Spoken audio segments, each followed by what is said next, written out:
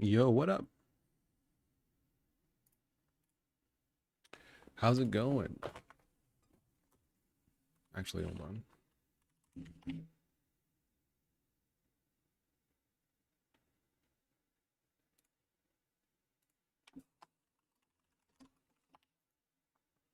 Hold up, hold up, hold up.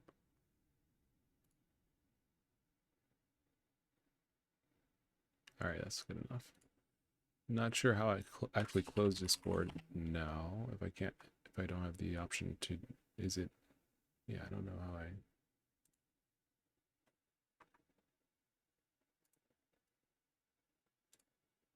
Okay, well, we'll see. All right, well, anyway, hi. I'm SolarLoon. I'm an independent game developer. I'm the creator of Master Plan. I'm the creator of Tetra 3D.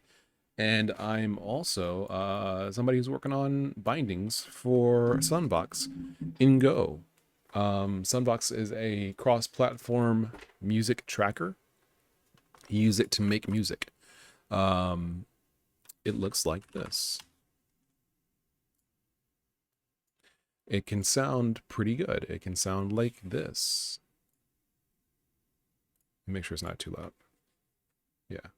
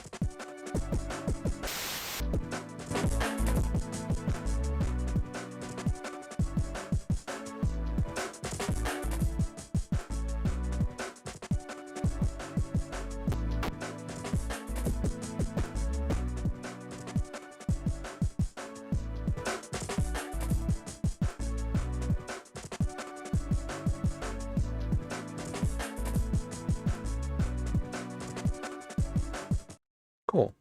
So this little song, this little loop is less than 400 kilobytes. So that kind of lets you know why Sunbox is cool. Well, why trackers in general are cool is they're very small. They take up a lot. They don't take up a lot of space. So you can make a lot of make a long song.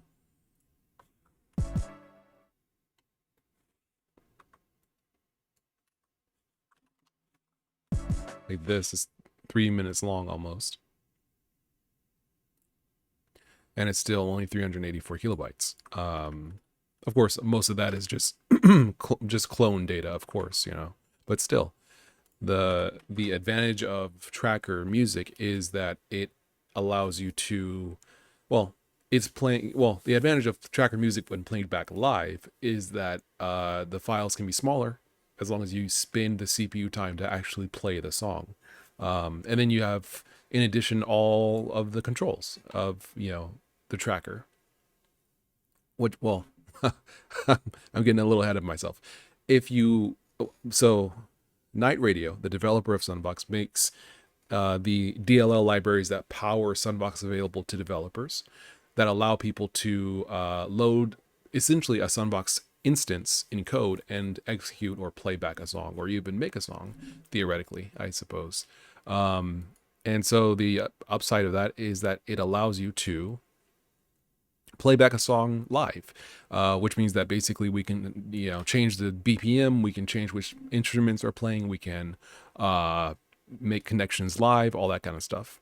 So this is what I've been working on, is basically this binding for Sunvox to allow developers such as myself to do things like playback. I'm sorry, hold on. I think someone might be at my door or something. Hold on.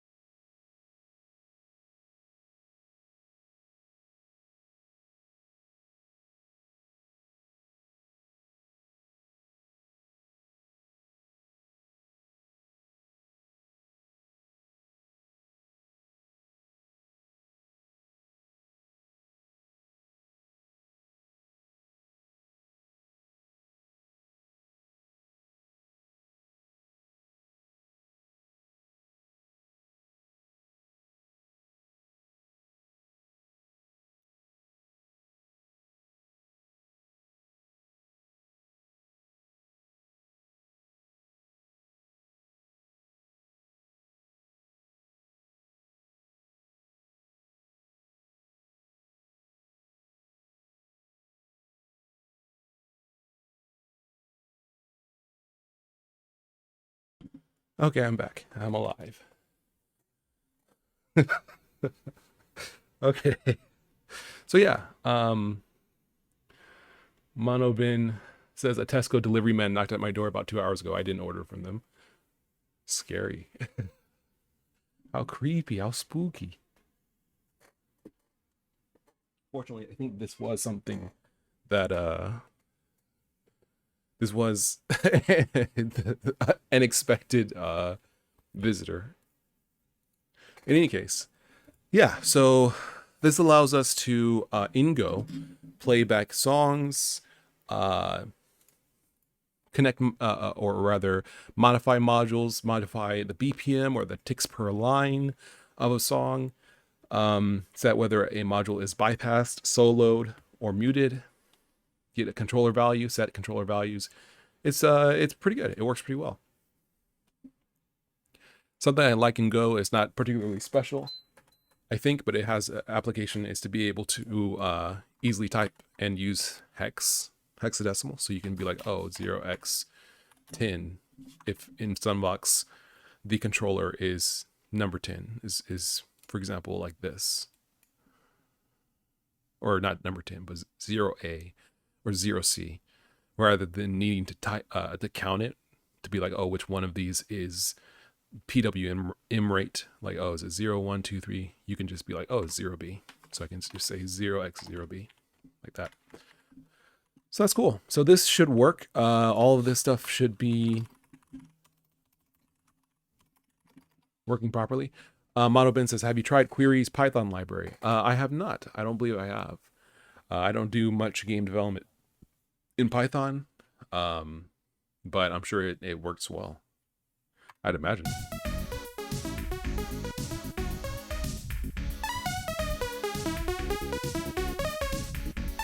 So you can hear the BPM changes. It multiplies by 20%. Well, 120%. It goes speeds up by 20%. And then we also change the volume. So it would be cool if we could like change the pitch of a song, which would involve getting all of the pattern data. So that might be the next thing we do. Let's take a look at the API here.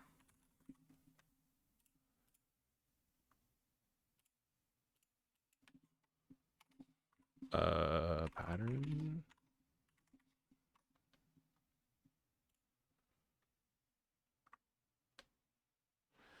Access the contents of the pattern, array of events, notes, effects, etc. It returns a pointer to an array with the contents of the pattern or null. And it's a byte array of tracks by lines by 8 bytes. And the byte order is the note, the velocity, module number. Oh, the module. The effect code, the controller number, controller value. And then that's it. So 0 through 7, and then 8 through 13, and then 14, etc. Or 8 through 15, rather. Okay. So let's see. In C, there's a more convenient way. SV get pattern data will return a pointer to an array of the following structures. Now, this may not work because, as I recall, PureGo does not support returning structs. Let me see. So this may not be possible, unfortunately.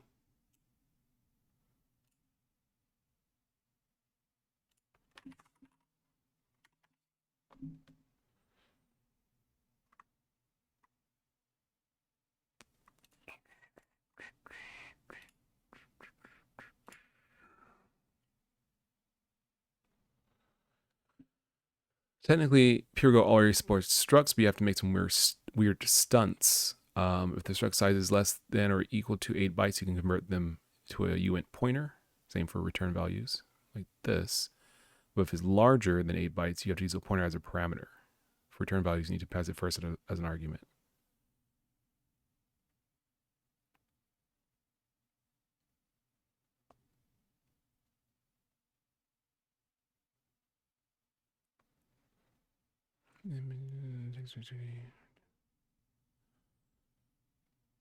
My comment applies here too.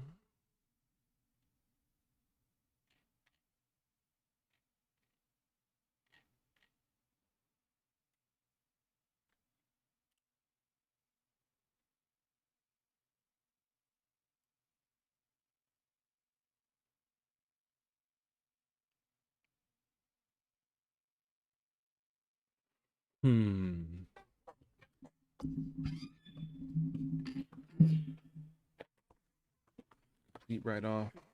Working example. So maybe we can make do with it. Let's see. We need to describe the C type on Go's side, like in this example.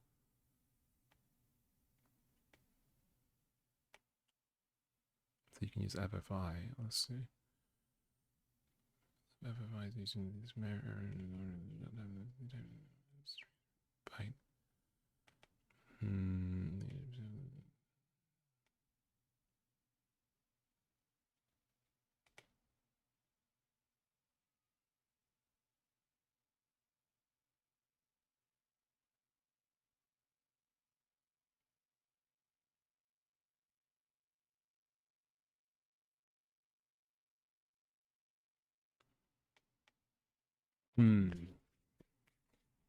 Okay. So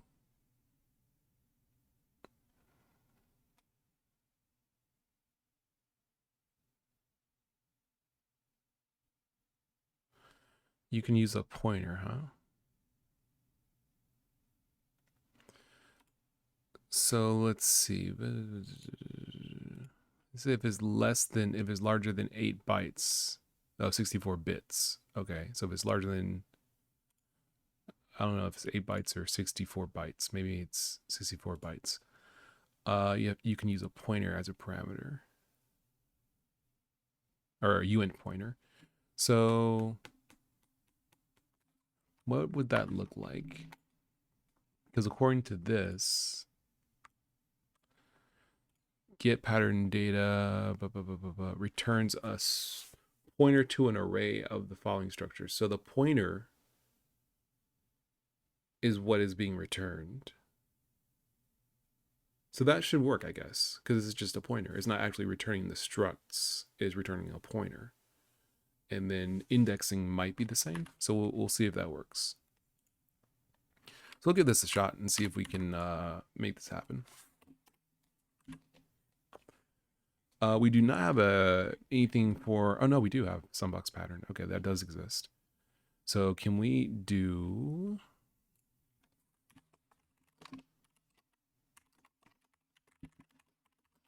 data like this? Let's create another one. Go down here. Pattern data struct, which is, it's a line. It's a line. It's a line. It's a line in a track. So it's a line. It's like a it's an individual channel strip, kind of. So, well, we'll say line, track line data. There we go. So you have the note, which is uint 8. You have the velocity which is uint 8. You have the module which is uint 16. You have the controller, which is uint 16, and you have the value, which is uint 16. Okay. So maybe it's as simple as this, where we basically say we're going to return a slice of, I think it's just it's an array of structures. So what's the Sunvox?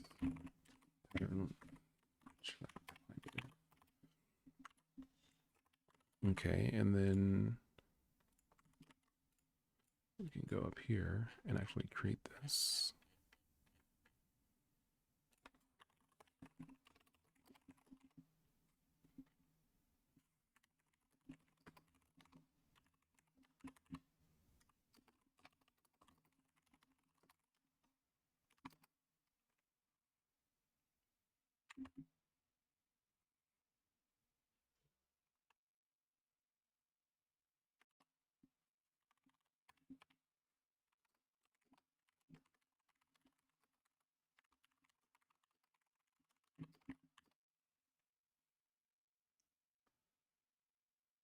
Okay, and then set, when you set,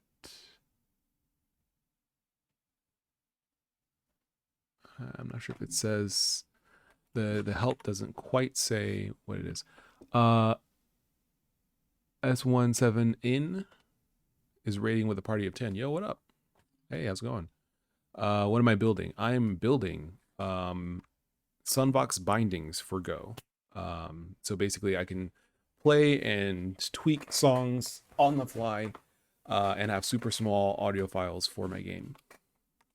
Mono Ben says, I feel like there could be lots of industrial uses for audio programming. Probably so, yeah. Yeah, definitely. I feel like Sunvox is, it might be kind of uniquely situated for a lot of applications because it's lightweight. It seems to be efficient. When it comes to like audio processing, audio programming, it's the library is written in C, so it should be able to run on a lot of different languages and platforms and stuff like that. But I mean, it might also depend on its dependencies. So according to the help document, it says basically that setting the pattern data, the only thing that I see here is this in Java, which is basically a byte slice or a byte array. Let's see if we can find a set pattern data. Yeah, it doesn't actually.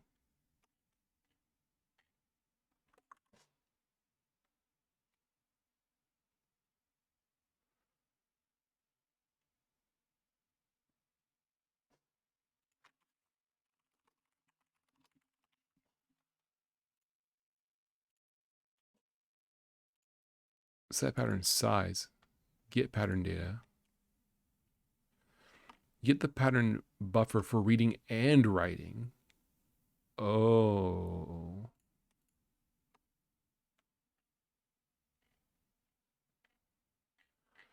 Oh. This may not work. I don't know. Because if it's a buffer that's shared like kind of literally with C, I don't know how well this is gonna work. Well, I guess we'll give it a shot, see what happens. So but this really should probably be like set pattern mute. Let's see. So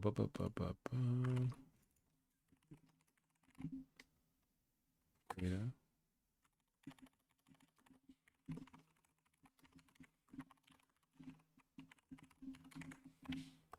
Cool. So this is going to be a pointer to a slice, basically, of pattern line track data, so that when you modify it, it gets written back automatically, I suppose. Return get pattern data, p dot channel index, p dot index, and this really needs to be a pointer to that data, get pattern data. So we'll see if this works. Let's see, pointer to an array or null. Okay, so I mean, I guess I don't have to do anything special. It's going to be either it worked or it didn't. So we'll see if that works. All right, let's give this a shot. See what happens.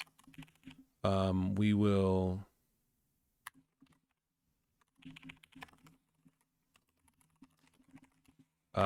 get a specific pattern, which we can look and see which one we want to get.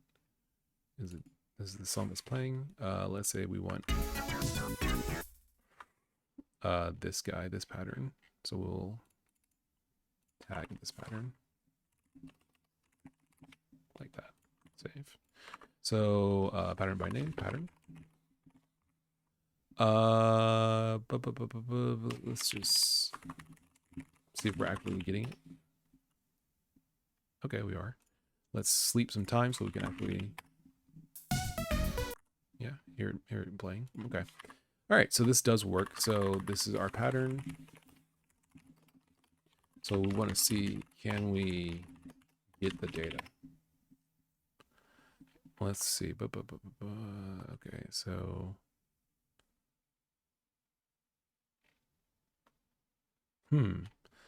that's interesting. So the crash is in the printing process. So I wonder, so maybe it couldn't follow the pointer.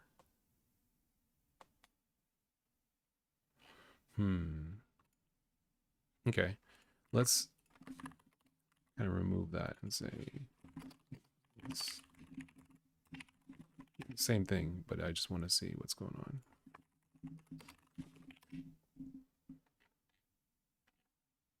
Yeah, it's in barrier must be memory barrier, I'm guessing. Let's see. So get pattern, what if it was just a slice? Get pattern data. I guess that makes sense. It's already a slice, right? I mean, a slice is already a pointer and go. When you modify the slice, if you modify the slice from one thread or from one, area, it's when you read it later, it's modified. So maybe that unsupported return kind slice, that makes sense.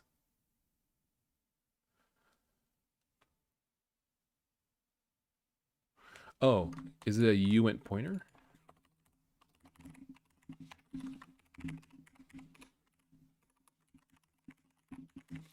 And then how do I, let's see. How do I use a uint pointer?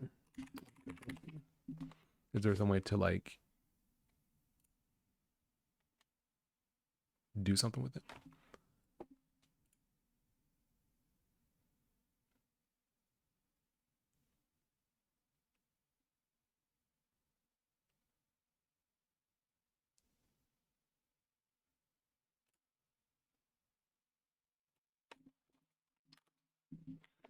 Let's see. Don't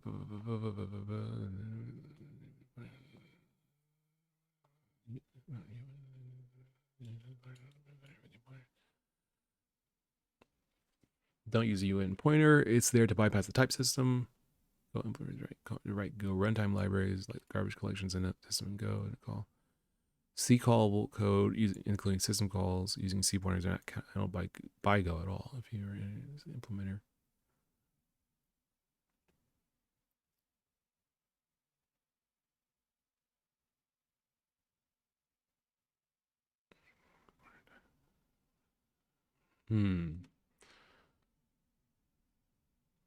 The GC does not consider uint pointer as live references to the memory blocks they point to. That's why they cannot be used except in narrow controlled cases.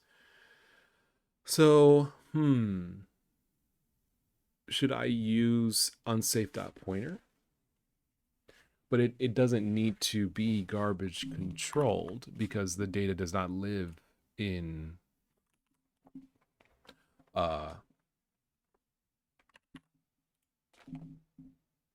Go. Go did not allocate the data, so it should not clean up the data. So how do I dereference it? Do I do unsafe.pointer? No, unsafe.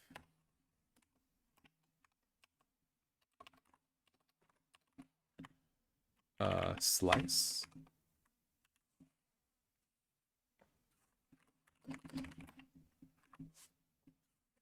Res.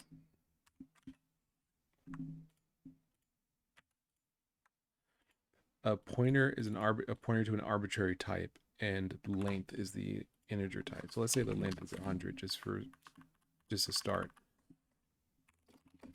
So now is this a slice of something? It is a slice of something. It's a pointer to res. is not a pointer. So do I use unsafe.pointer here instead?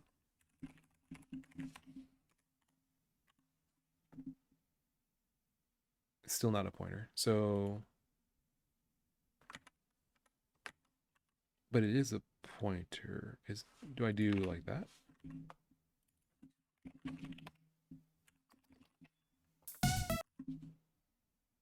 Okay, this might be it. Maybe all these numbers are the same, so that makes me think it's not it. 966154448. That must not be it.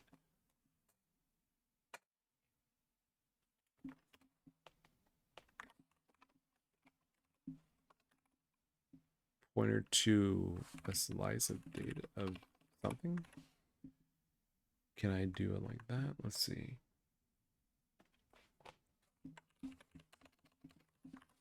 Pointer to, let's see. Dereference.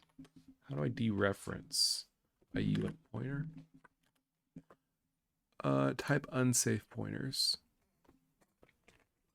Many restrictions, unsafe standard package, especially for unsafe pointers. Pointer, what is that?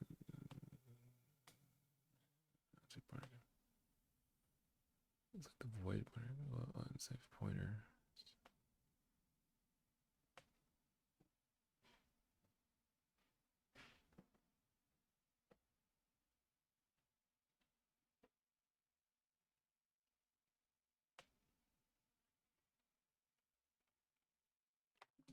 It's just the last note mentioned above.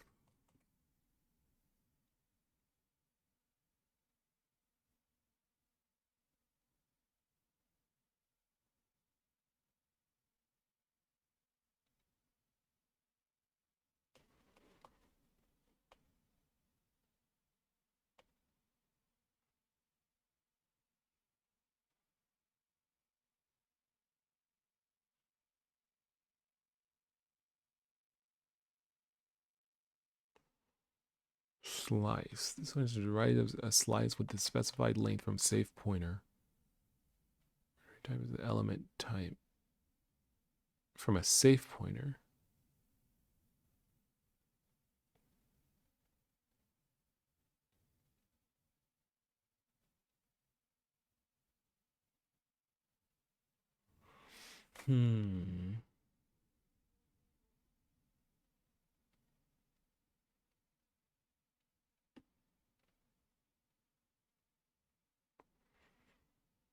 A safe pointer can be explicitly converted to an unsafe pointer and vice versa.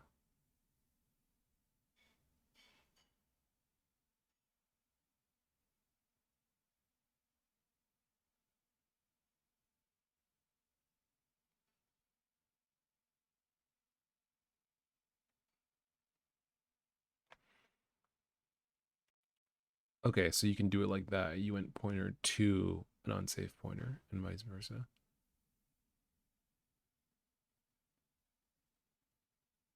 Okay, so what should be the case? I mean, this is, at least it's not crashing. It is giving us data, but the data is not correct, I think. It's always the same, right? Yeah. So the data is always the same. Why might that be the case? Maybe it's not the right location. Get pattern. What is get pattern data supposed to return?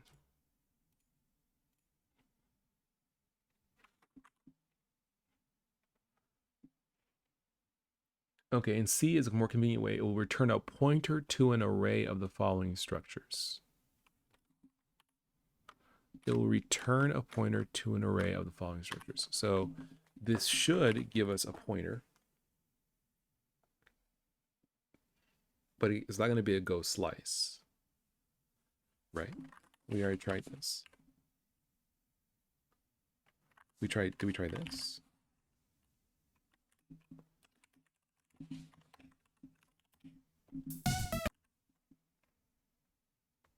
Huh. Two things of data. Hold on. Let's just to see what happens.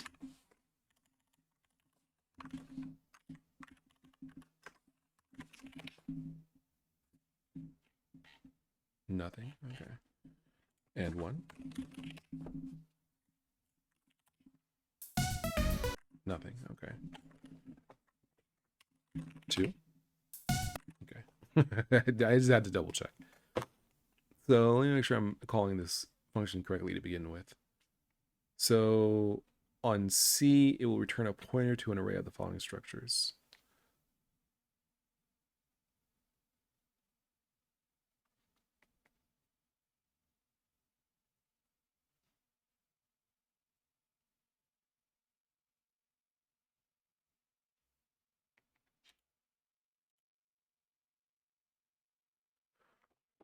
For struct types less than or equal to 64-bit, you can use a uint pointer. So let me take a look here. 8, okay, so for 48, that's 64, right? You said less than or equal to 64-bit. Maybe it means 64 byte because this is 4 8s. That's 64, right? Uint 8, 8 8. Oh no, that's 32. Less than 64 byte. So I think this falls into that category. So it should be that this is a slice essentially of uint pointers.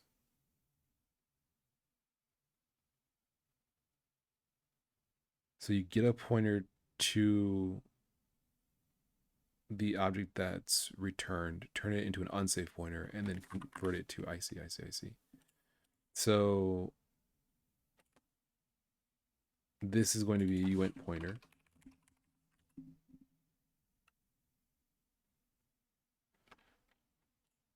I'm going to, when I call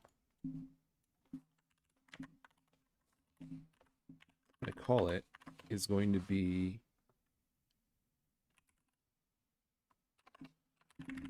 converting it to an unsafe pointer, like that. Oh no, it's already a pointer. So we're converting it to an unsafe pointer, and then converting it to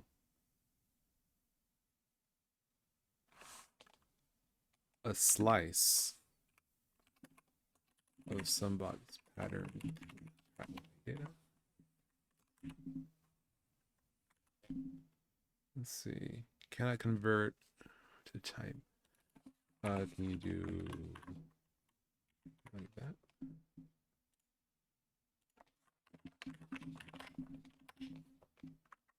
No. Let's see. Does this work first? Okay, so it does give me the location in memory I believe that the data resides in. I should be able to convert it to an unsafe pointer. Do I have to dereference it? I dereference it and I get nothing out.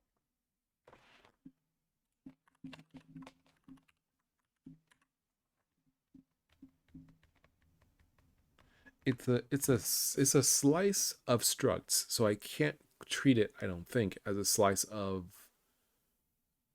individual like uint 32s or something, uint 8s. And they're not all the same size. So it has to expect it to be what it thinks it is. Unsafe pointer, and then you convert it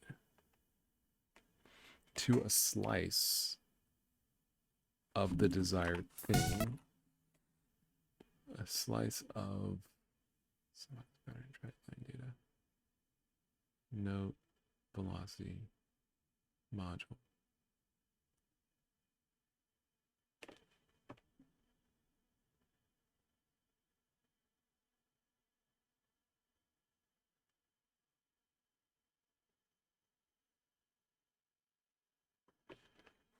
I can't do like that.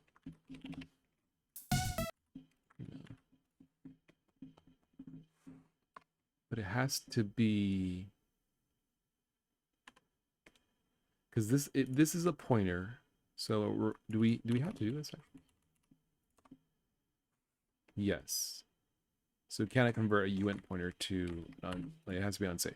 So we're making it unsafe, and then we're saying please turn it into this thing, a pointer to a slice of this data.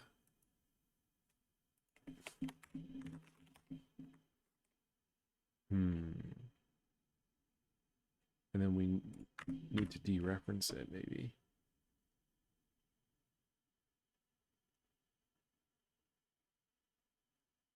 I feel like I'm on the cusp of it, but I'm not quite sure if I can get it to work. So let's see. We're returning a uint pointer. That's correct. Turning it into an unsafe pointer.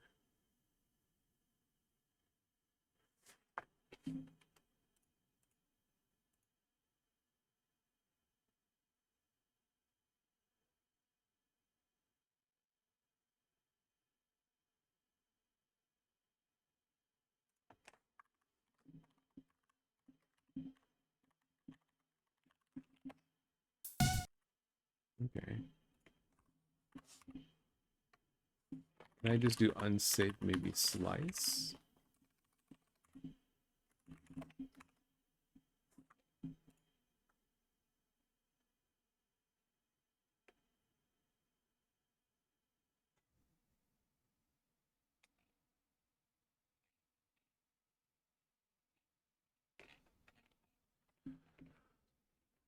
The function slice returns a slice whose underlying array starts at pointer and whose length and capacity are length.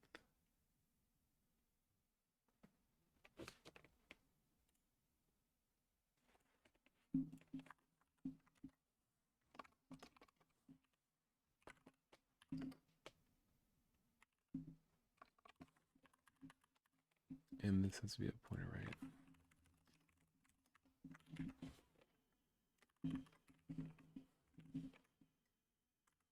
But it's already...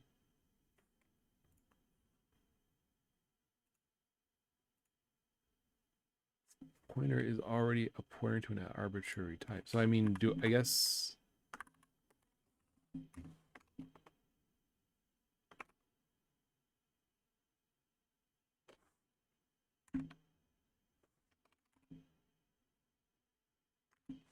Can I do that? Like it... An interface? Let's see.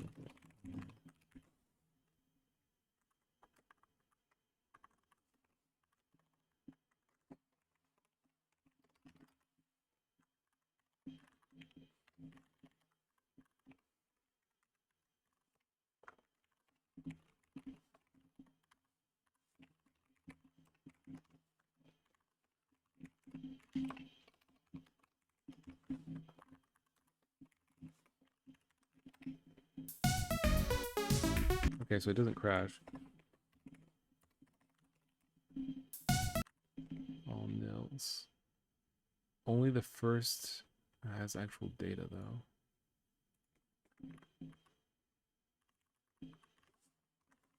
That doesn't work right.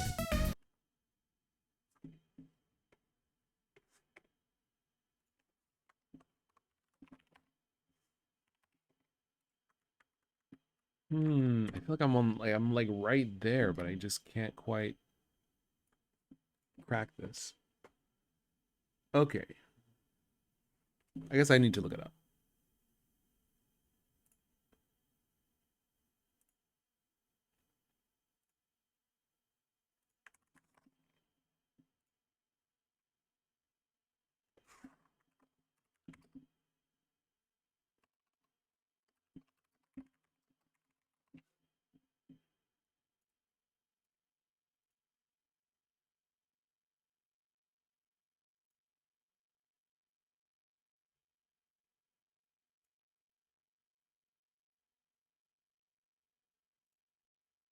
Okay, so this says C arrays are typically either null terminated or have a length kept elsewhere.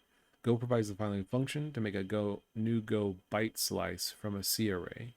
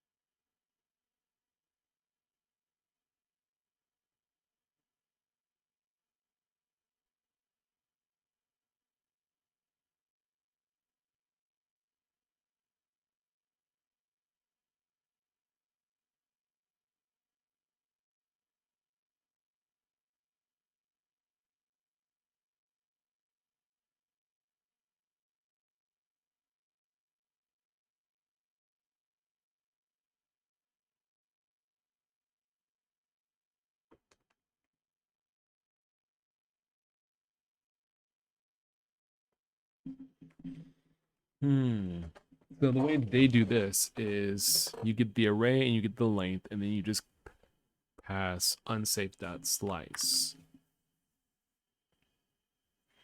with the output being a pointer to your type, the type. So is it rather than this? Is it this?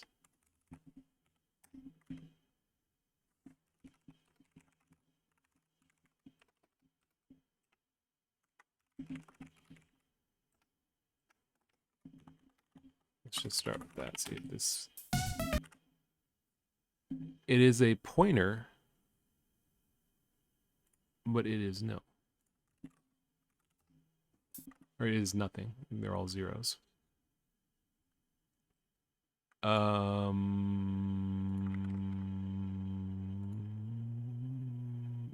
maybe I'm not in the. Maybe I'm not crazy. Wait, zero. They're all zeros. Well, maybe yeah. This line is all zeros. What if?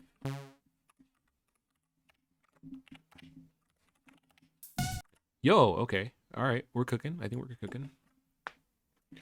All right, so then this is the address.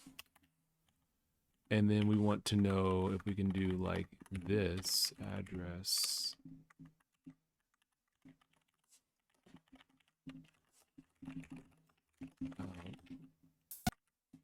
Yo, that was easier than anticipated. Okay. But it's a point. You know, maybe that's right. We'll see.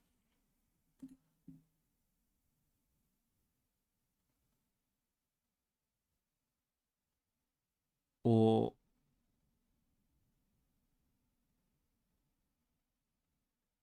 maybe this will work. Let's see. I'm wondering. I don't know.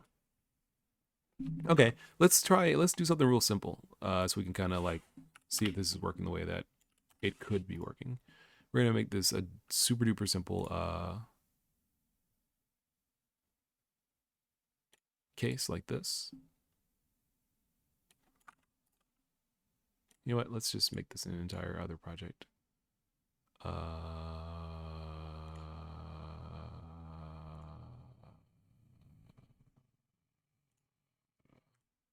Okay, hold on. I'm like, where am I going here?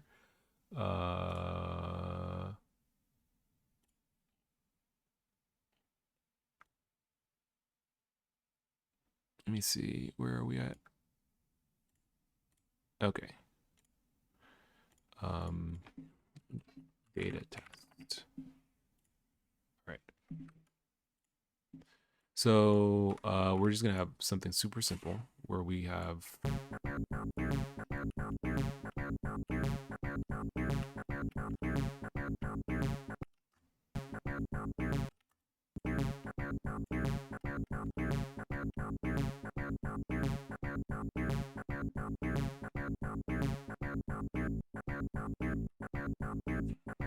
cool. So if this is working, then we should be able to say, let's just do data test. Cool. We need to, we're going to make this simple and just do 2 lines. We can delete all this other stuff. Okay, so yeah, they're all zeros except for what should be at the beginning part. So now we just need the length of the song, or the pattern rather, in line count. Do I have a function for that? I do. I think I have a function for it, but I may not have the. Yeah, I put that.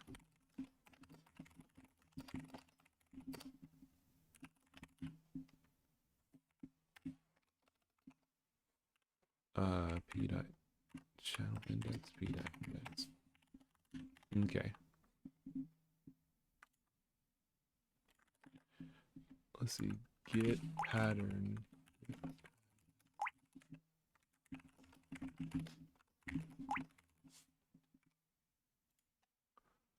Number of lines or a negative error code. Okay.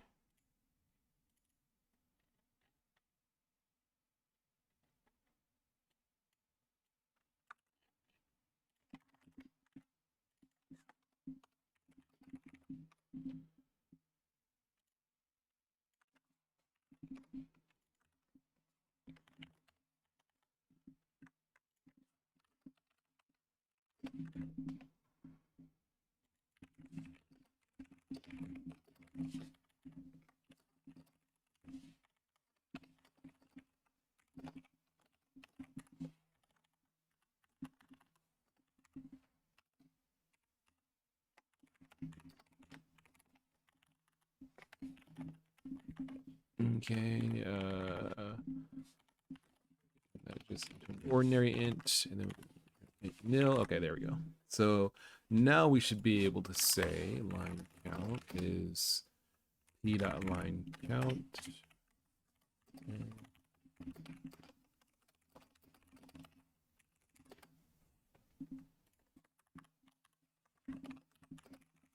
Okay.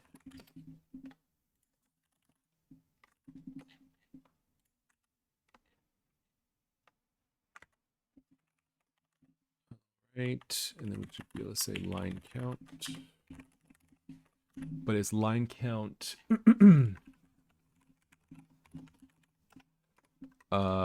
Let's see. Line count times the track count times 8. Well, it's a struct.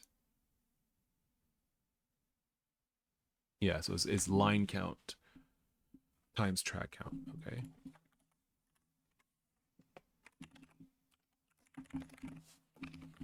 Okay, so that's line count,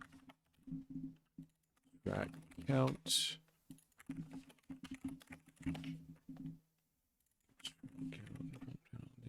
Okay. Right.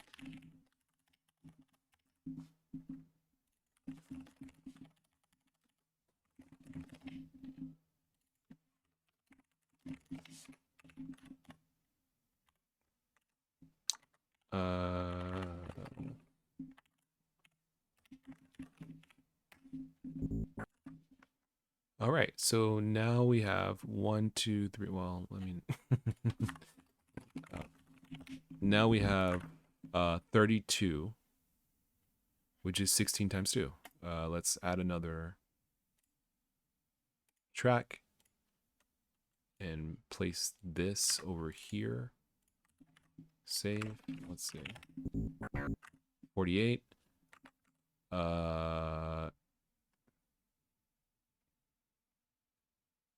Okay, so it goes by tracks then lines. So track 0, 1, 2, 0, 1, 2, 0, 1, 2. 1, yeah. 0, 1, 2, 0, 1, 2, 0, 1. Oh, wait, 0, 1, 2, 0, 1, 2, 0, 1. This is a note off, 2, 0, 1, 2, 0. It's this guy, G2. All right, so this is working. this is working. So there's a couple things that we probably want to do. I mean, if we probably would need to lock it, right? I imagine you gotta lock it, right?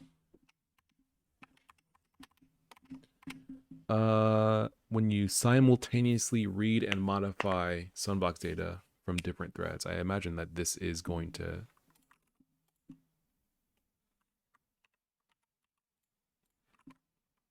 mean that we're going to be modifying it from different threads, but it does seem to work. So here's what we're going to do. If it does work,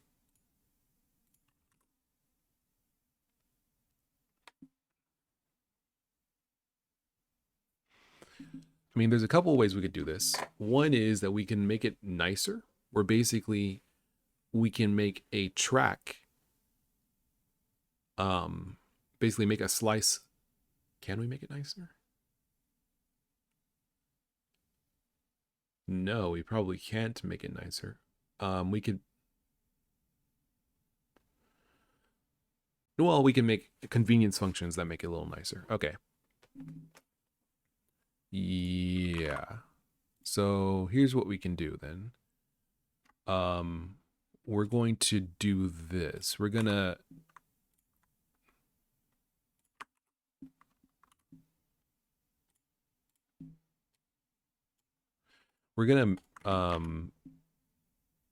make a new type, which is Sunvox pattern track data, which is a slice of Sunvox pattern track line data, which is this. So basically out,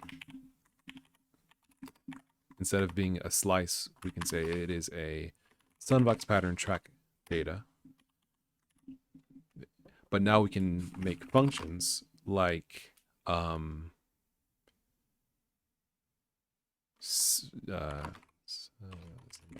track line track data that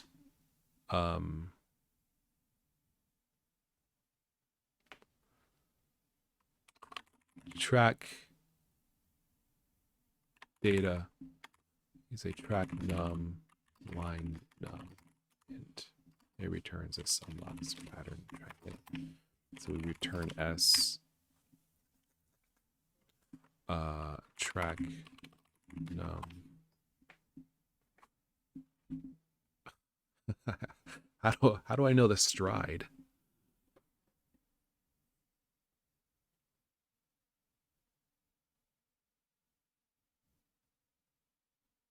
How do I know the stride? That's a good question. Is there any way to bake this in?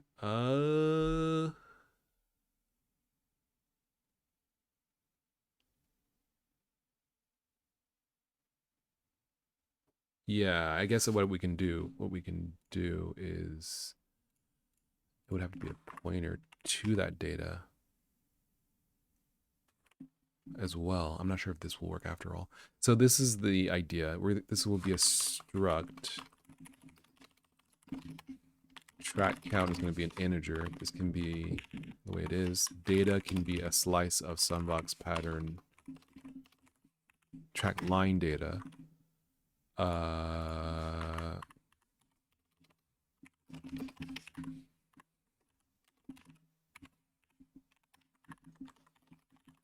That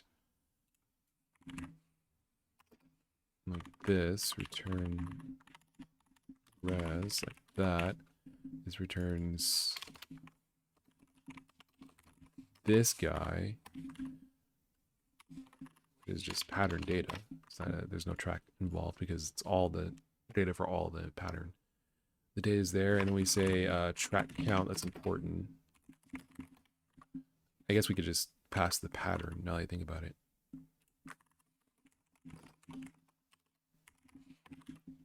Like that. Patterns. Well, no, I mean, we can store just, it's easier to just know the track count so that we don't have to go back and forth. Okay, so this is the idea here. This is a little crazy idea, but I think what this should allow us to do is say return as data. Track num. We would make a pointer to it.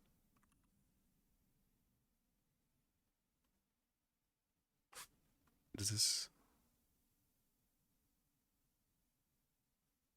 Oh, Sunvox. Pattern tracking line data. Oh, I guess we could just say pattern note data.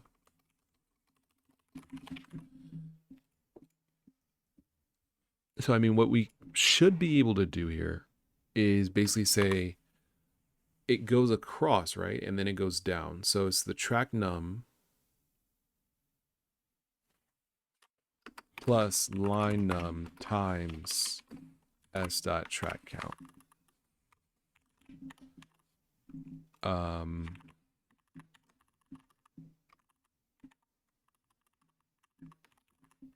I is this. We say if I is less than 0 or I is greater than length s dot data, return nil. Okay.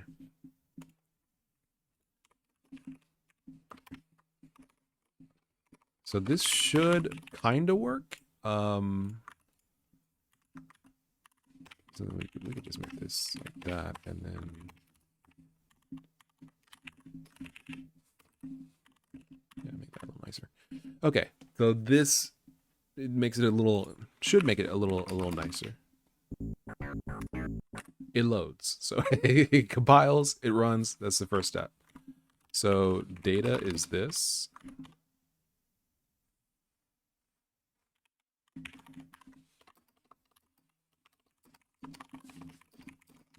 Let's panic if there's an error.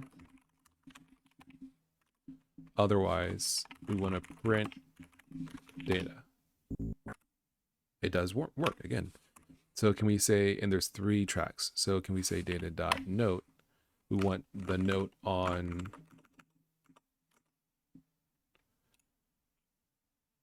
the first track at line number 6. Okay. And then can we set that note to be instead of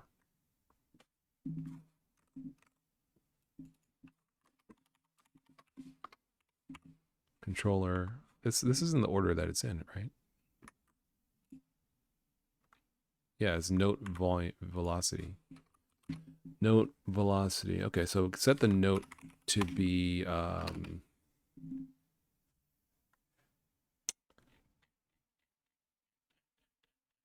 just want to make sure I'm doing this right. Let's see. So it was currently 22. Let's see what if we set it to 44.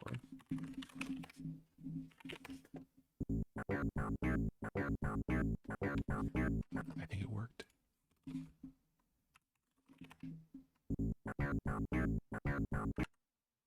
I guess we can try this a different way. Let's put a note after this at line 8.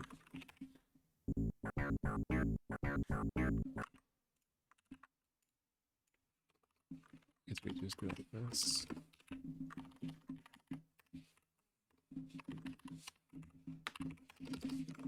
The module should be 3.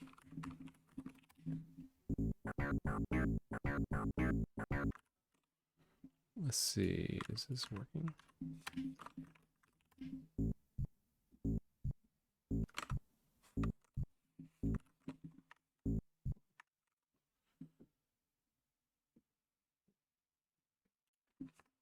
Let's see. The note, the module, controller value don't need to be there. I don't think velocity does, but let's set it nonetheless. 9.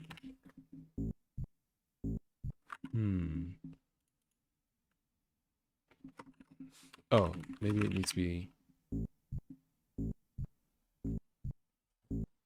Oh. Data.note. I think this is right. It's writing to the thing, right? Let's see.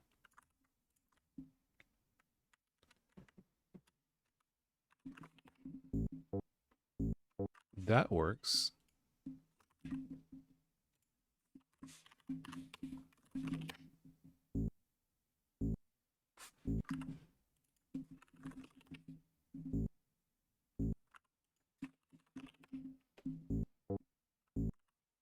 Okay. Is it the module? Is it not mod 03?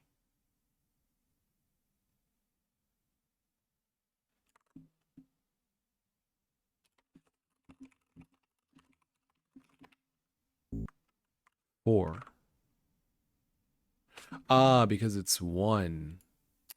Ooh. 00. No, wait. Yeah, why can't it be 03? 00 is output, so why does it have to be 04?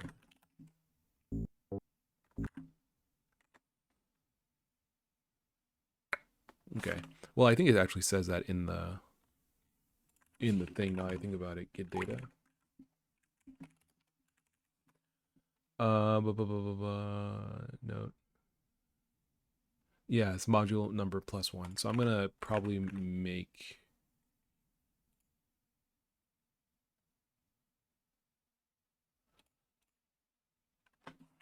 this work like this.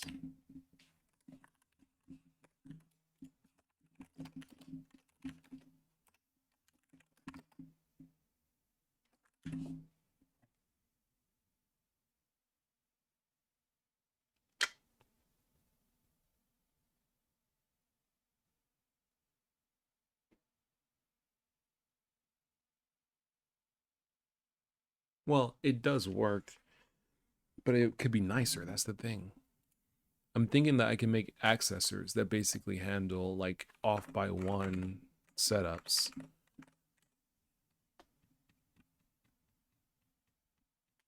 Here's nothing for those.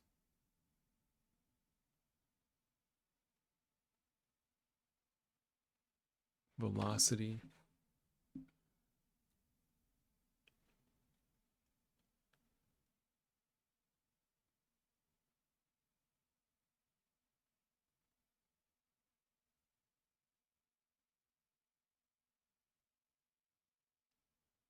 Oh, I'm sorry. I'm looking at this information. So the module is 0 is nothing. 1, 265, 5, 35 is the module number +1. Yeah, and this controller is controller number +1.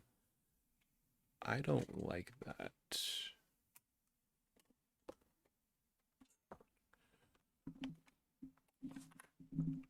So I think I'm going to do it like this.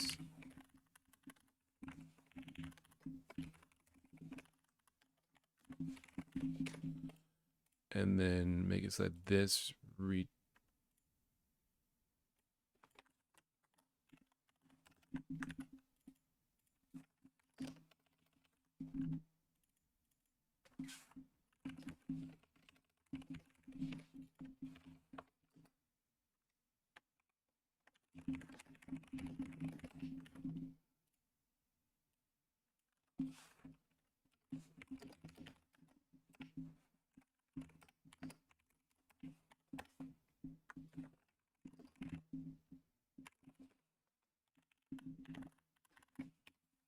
All right, I'm thinking something like this.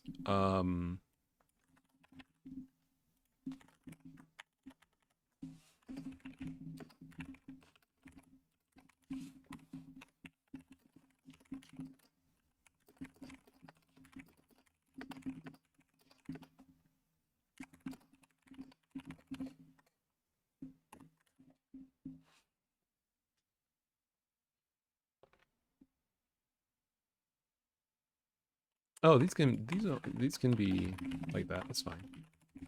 Now I think about it.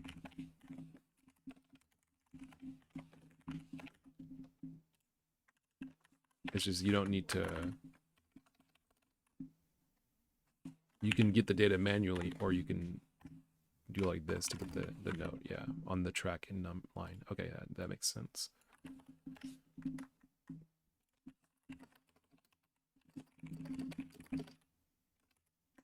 Let's see, and then there's note off, right? Note off, note off, note command. Yeah.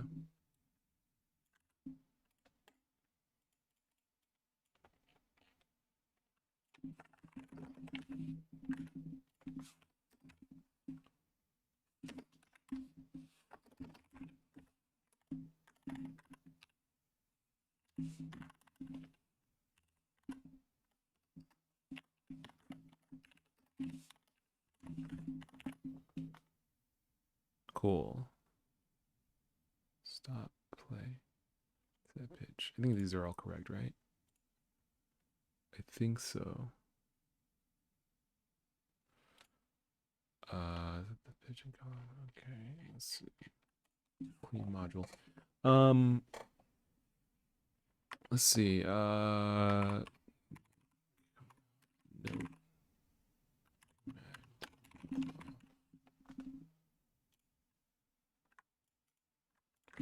There's no link. 128. Okay, so it's 128, 29, 30, 31. Okay, yeah.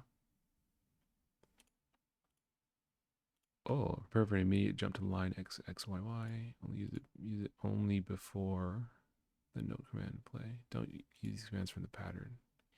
Oh, okay. Let's see pattern play mode. All right.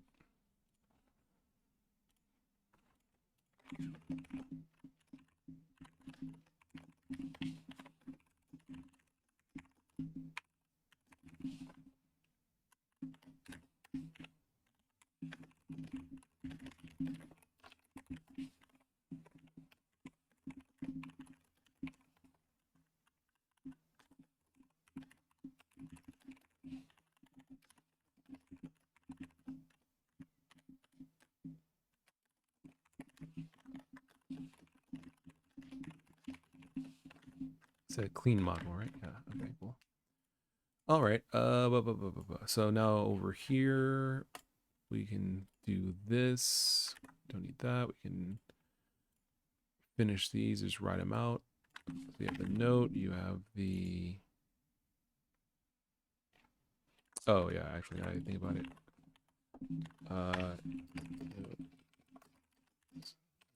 No, return 1. Oh, return 0. I guess.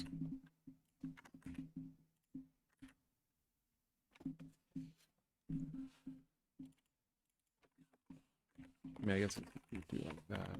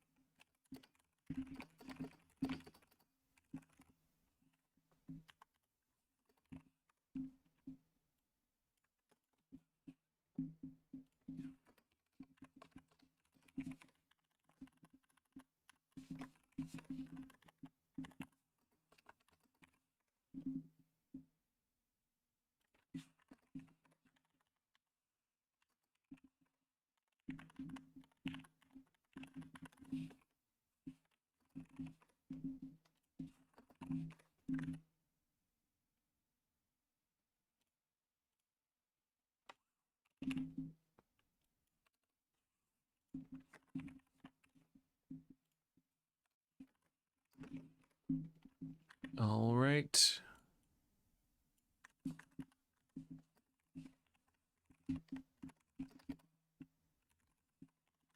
Cool. So this kind of concept is basically it.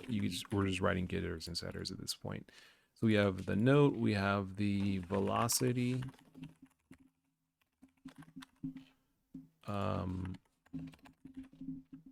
Which is, yeah, you went 8. Let's see.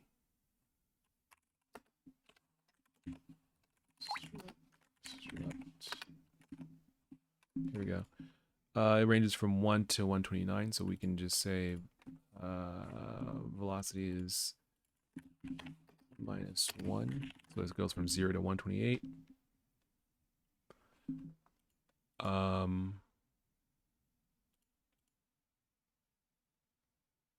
Oh, it's uint 8. Oh, that's why. Oh, well then maybe we should leave it alone. Because I'm thinking now, I was like, oh, well, it goes from... It makes more sense for -1 to mean it is the default value. But since it's a uint 8, it would be 256, 255 being the default value. And I'm not sure how I feel about that. Let's see. 255 is default and it ranges from 0 to 128, or I guess 0 to 127, or 0 is default and it ranges from 1 to 128.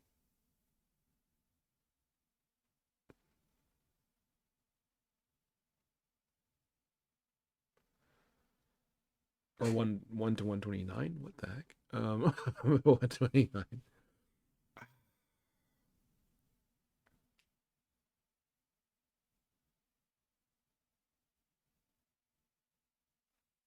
I guess it's fine. Let's give it a shot. See how we feel about it. So it would be value plus 1, right? So if 0 becomes 1.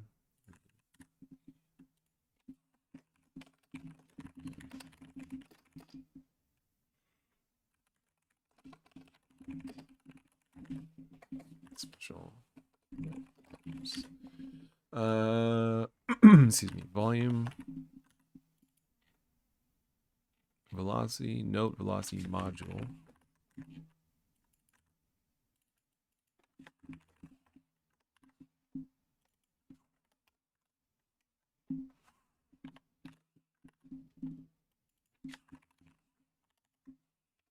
It's plus 1, right? Yeah, module number plus 1. So this is set module. That's get module. This is a controller.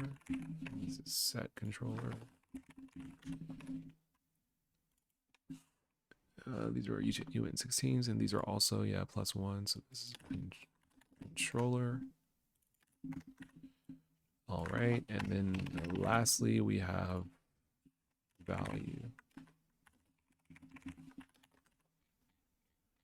which I guess we call it controller value, right? It's a little more specific. Value, there we go.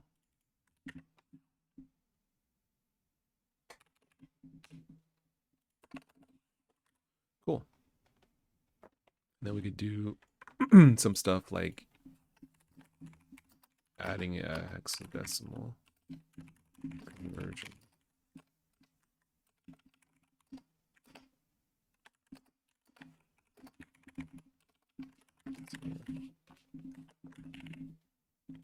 All right, well that is good. I think that's a solid approach.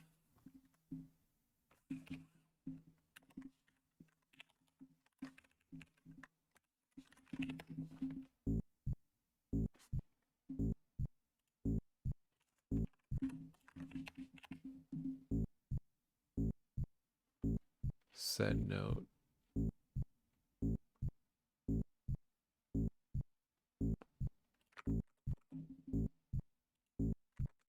Oh.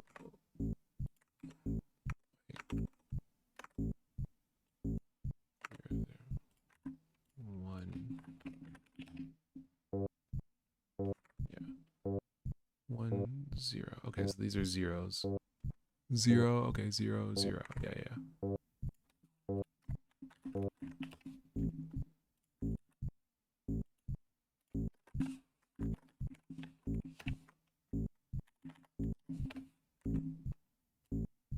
Basis though.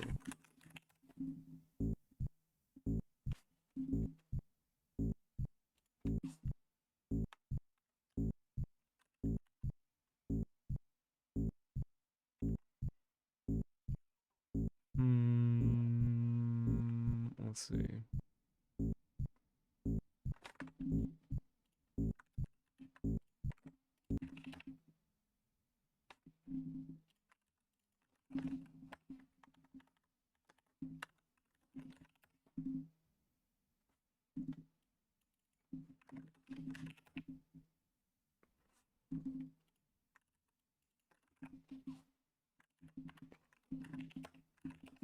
Hmm.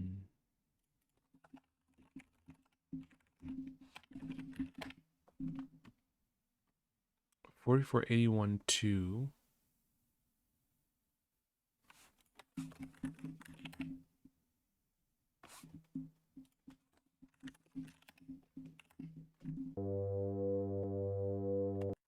So module needs to be +1.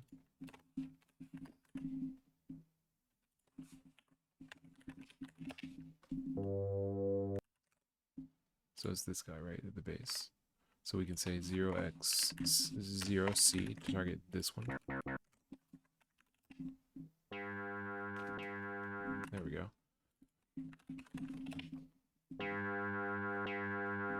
Cool, cool, cool.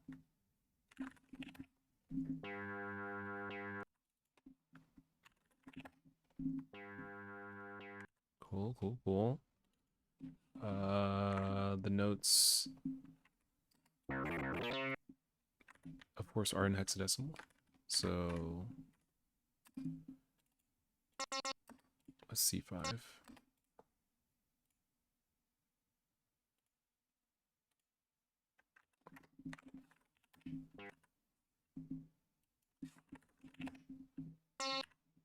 $61.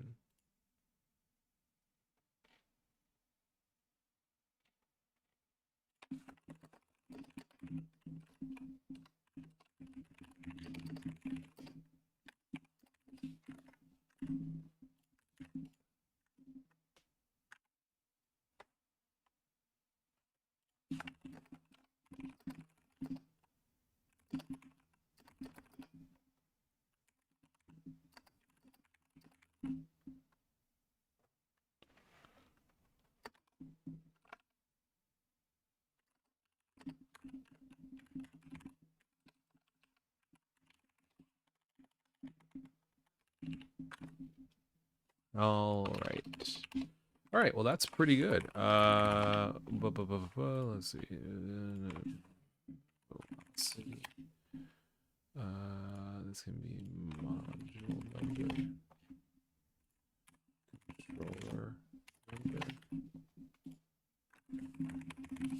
set value. It's -1. It's -1. Okay. So we're cooking. This is really good. And we got a monster.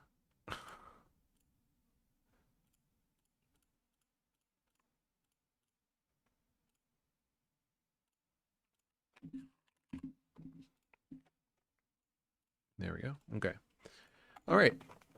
So yeah, I'm pretty happy with this. This is I'm covering. I've done almost all of the API. I kind of wanted to just do part of it and release it as a 0.1, but I'm so far in that I kind of am wondering if I should just do the entire thing.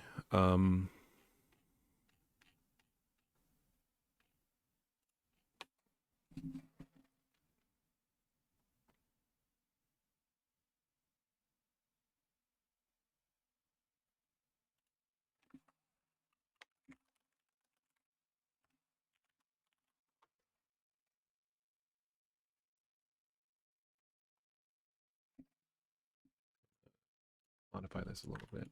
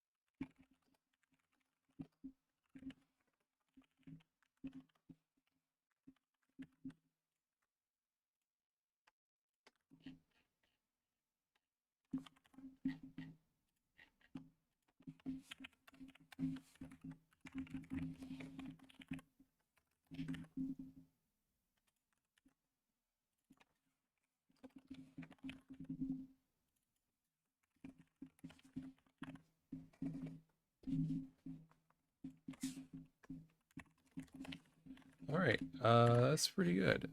I don't know if we still need to do this. Yeah, so now you can init the path directly, the DLL path directly if you wanted to, like so. Or you can say init from directory and then just pass the directory like that. Do I want to use a? I don't think I can use a file system, right? Because the PureGo just accepts it directly. Am I correct? Load library. That's PureGo DL open. Path is the string. Yeah, that's what it is. Okay. And then on Windows, it is syscall. Yeah. All right. Well, that's the way it is. All right. Let's do a quick check, a quick test, see if it runs the same on Windows. Should be as simple as just doing go build. Whoops. Go OS equals Windows. Go build dot.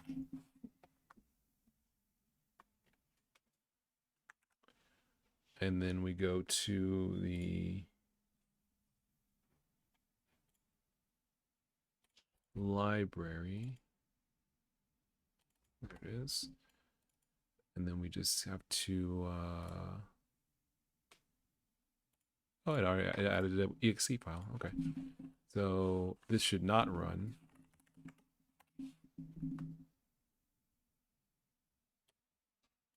Oh, it just runs through wine. That's cool.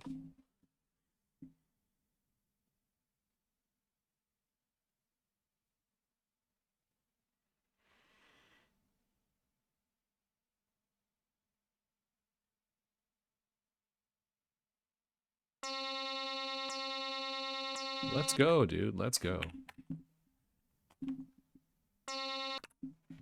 Cool. Takes a little bit to start up. Is that the D sound in it? Yeah. There's really D sound in it, kind of kicking in. I guess I don't mind it that it starts up like that. 2.7 megabytes. That's pretty tiny.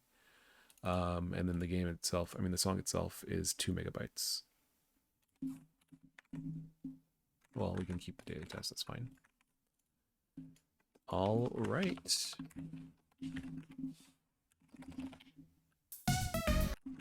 So we can pattern data play from the beginning. Time.sleep. So I guess we could try to figure out if there's a way to indicate that the song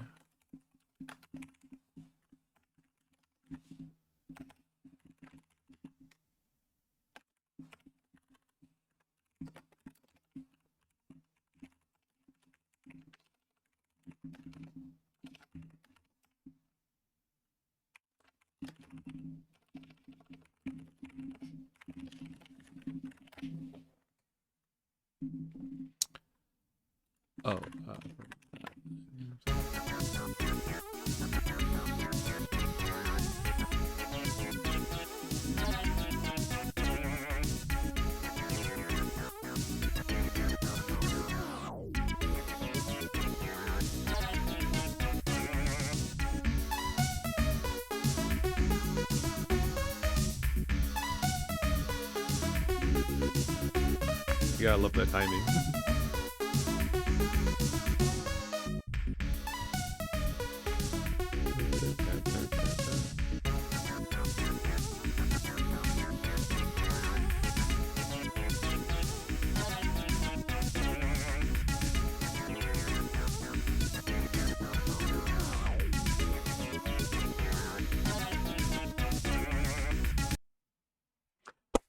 Beautiful.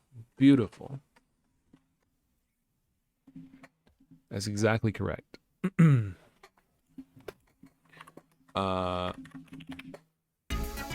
Yeah.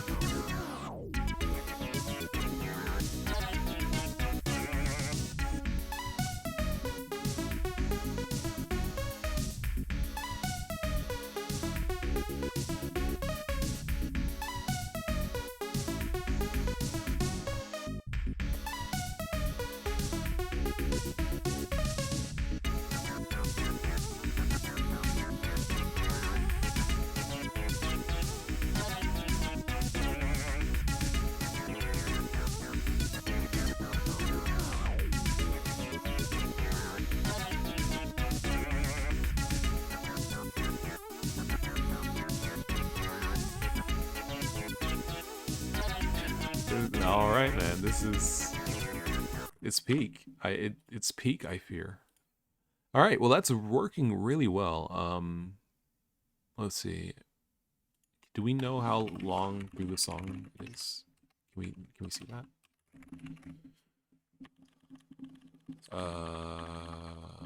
Playhead line count line.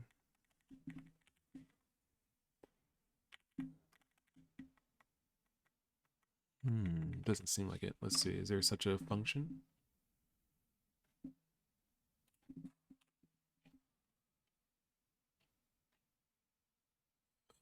Get status.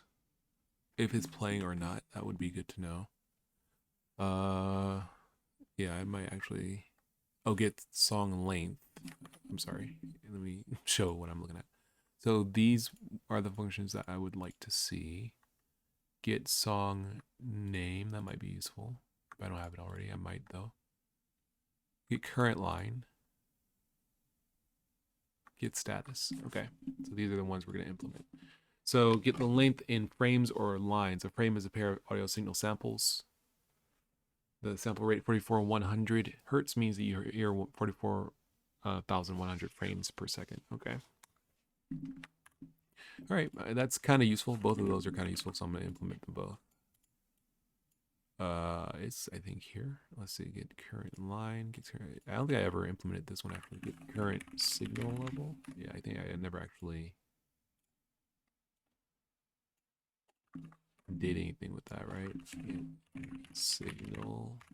Nope. All right, we'll implement that real quick.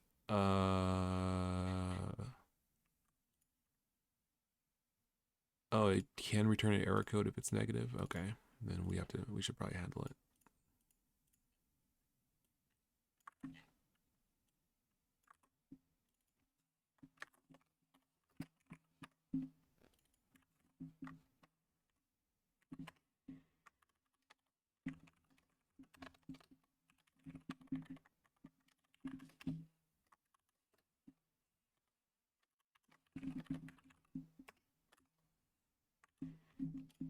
Oh, that's the entire engine. Okay.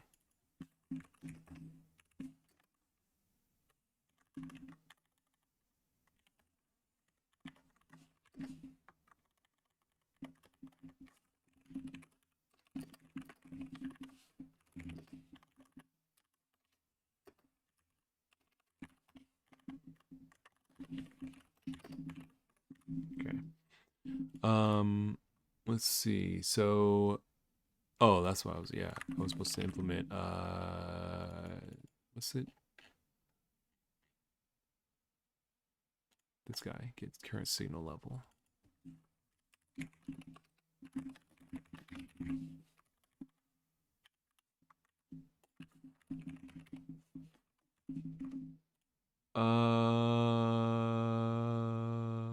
Oh, you can choose the channel, and it also gives you the current signal level from 0 to 255.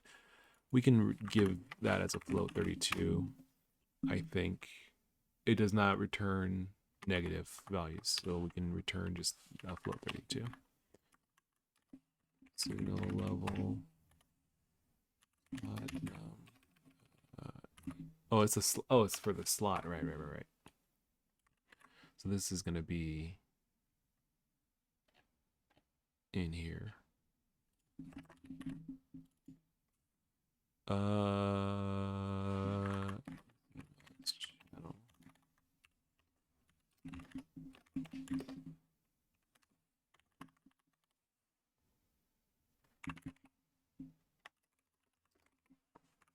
I mean, I guess we could just have it return 2 float 32s for simplicity.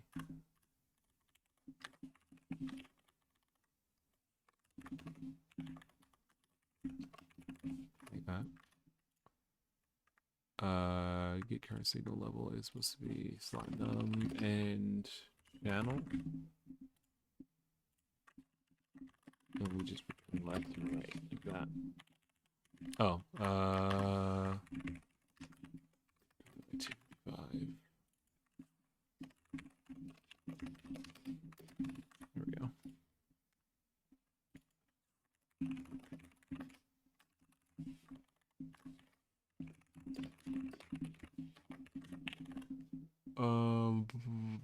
Ranging from 0 to 1.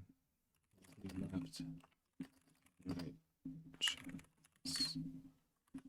Audio channels. Okay. So get current line. Right. Oh, okay. So get current line 2 is for getting the current timeline in fixed point format, which I don't think we'll probably need. I wouldn't imagine, so I'm not going to implement that. We have get current line, but we never implemented it. Okay, so we will do so here. It never returns an error, so we can just do it like that. Current line.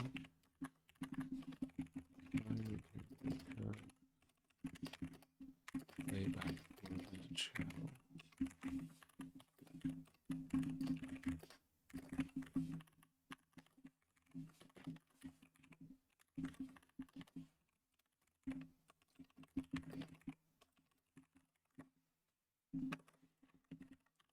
So we can just return get current line e.index, and that's fine. What are we doing here?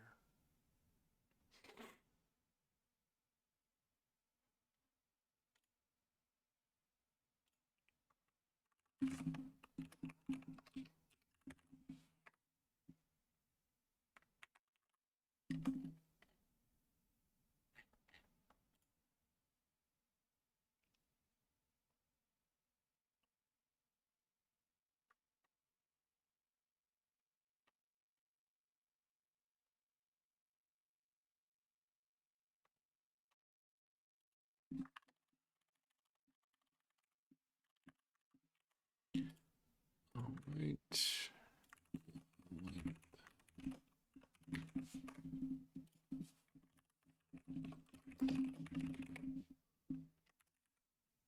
Frames.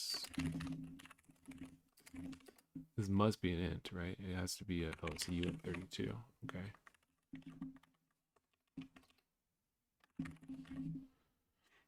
All right.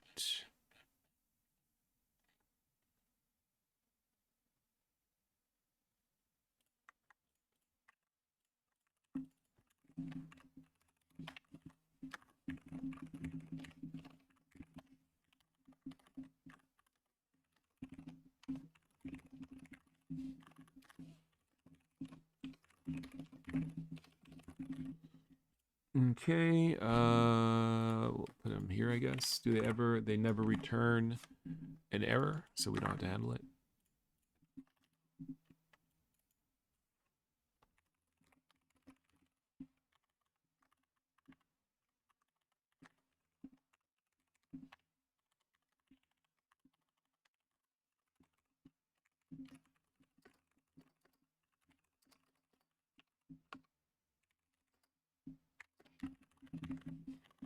So we can just say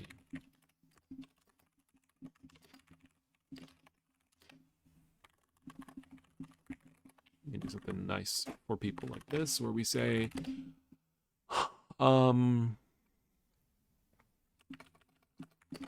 equals E dot length in frames divided by E dot sample rate. Oh, E dot engine dot sample rate. Can we do that as a field 32?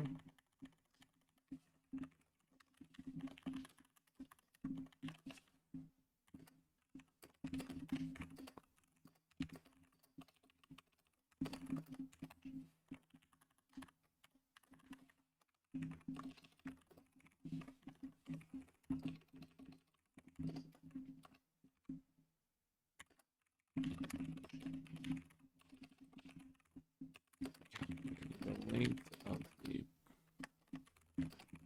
time.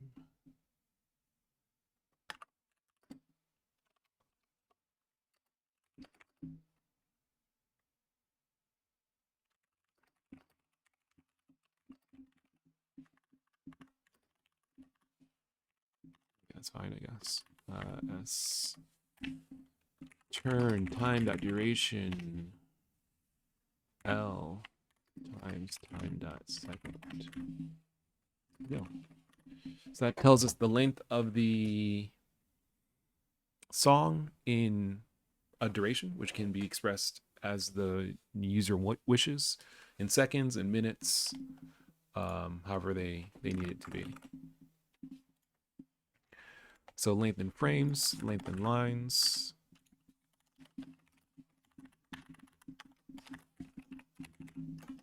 There we go. Turns length.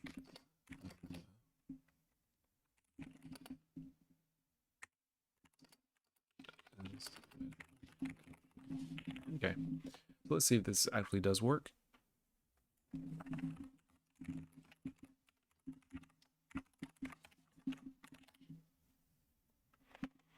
Get length frames does not exist. Okay.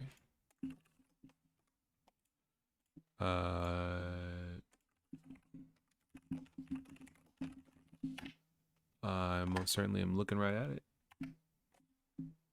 Oh, it's called SV get song length. Like that. All right, this says it's supposed to be 50 seconds. Is that right? Like on the dot, dude.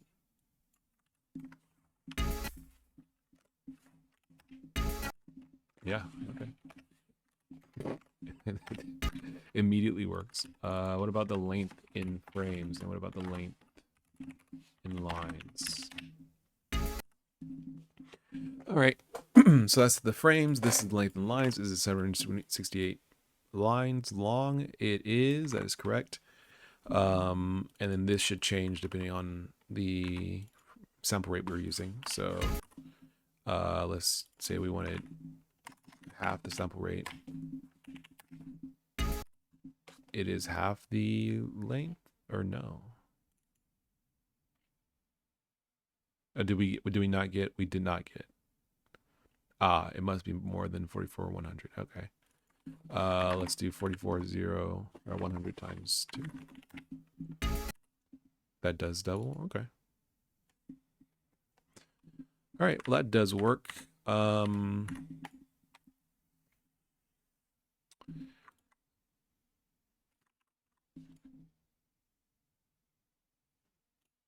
You know what?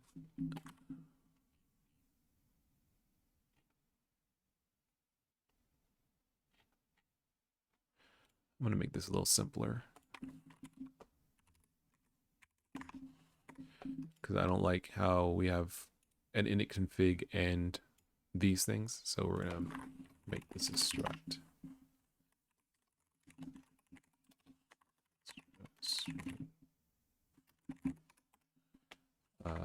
Sample rate flags can be EU32. It's going to be like that.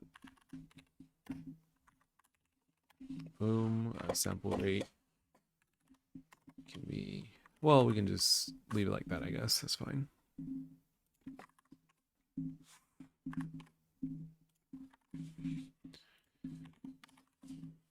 This can I dot bruh. All right, well, I guess I can't do it the way I wanted to. This will be I dot extra string.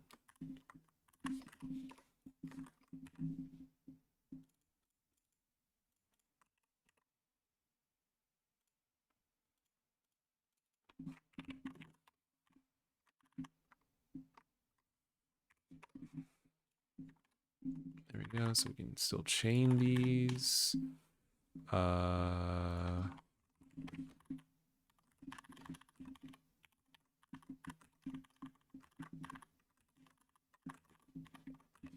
There we go.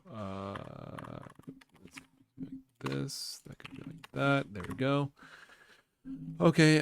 So now when we go to initialize, we can just take a init configuration like that, and then when we actually call init, we can just say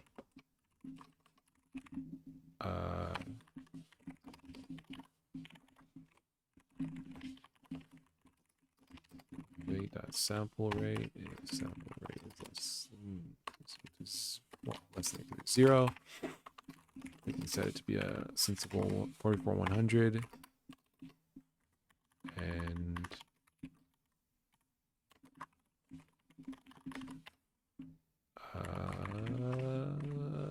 that's it. There we go. Cool.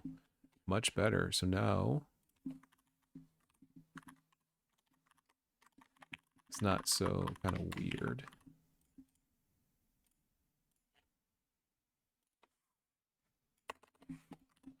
Which means this is now easier too.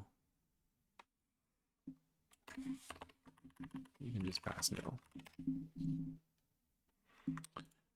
Oh.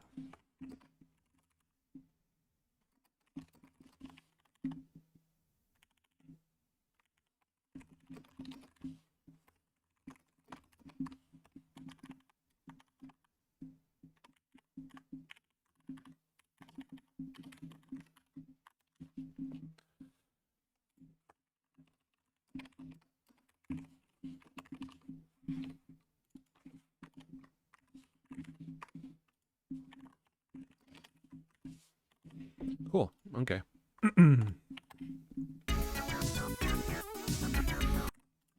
Huzzah.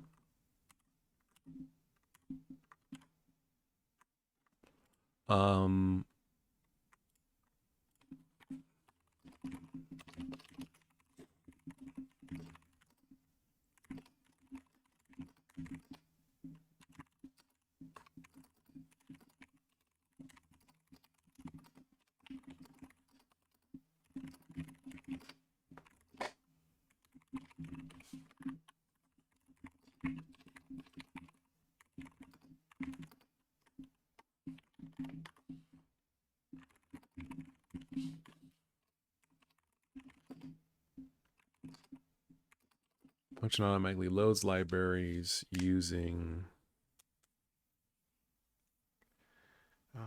the function automatically loads libraries using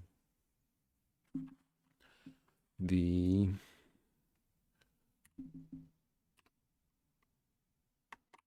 OS and architecture set hierarchy from the original DLL/library download. Config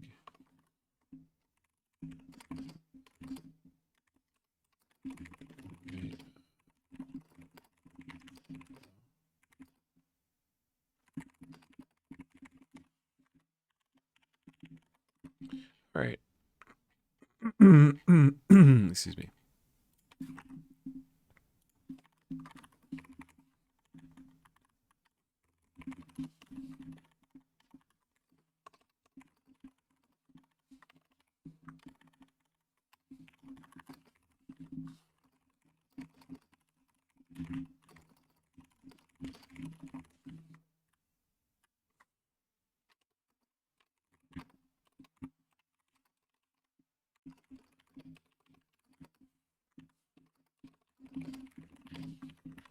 All right, so this should be pretty good.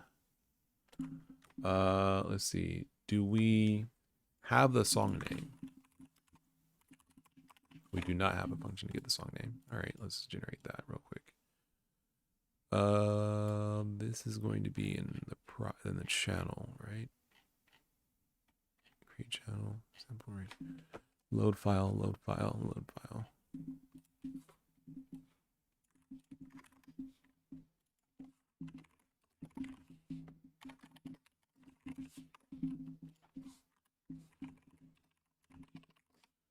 Let's see, does it ever, it's just, it can be nil. Oh. Okay.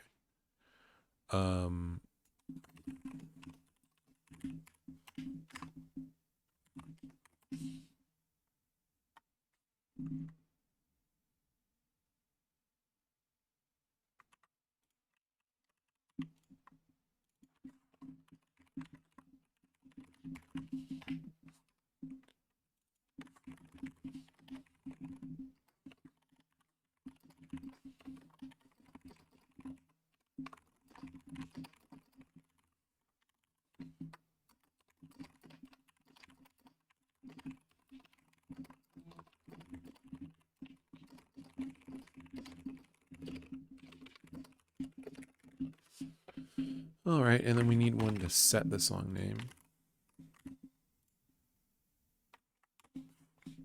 I'll say project name.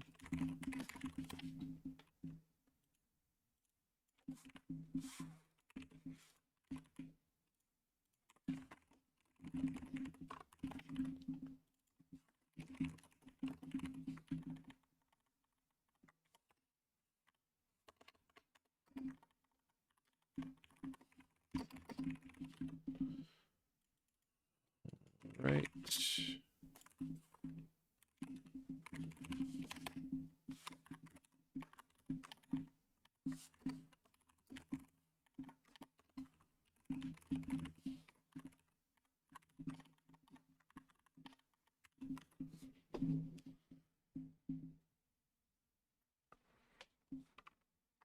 All right, let's see. Set project name.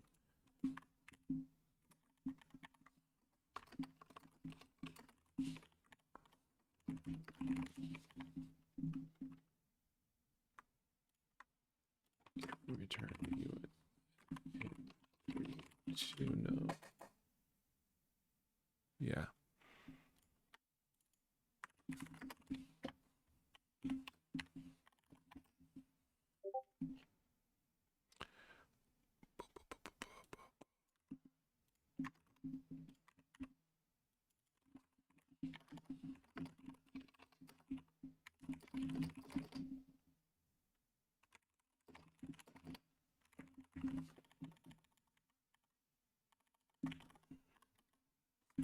Okay. Load file from path.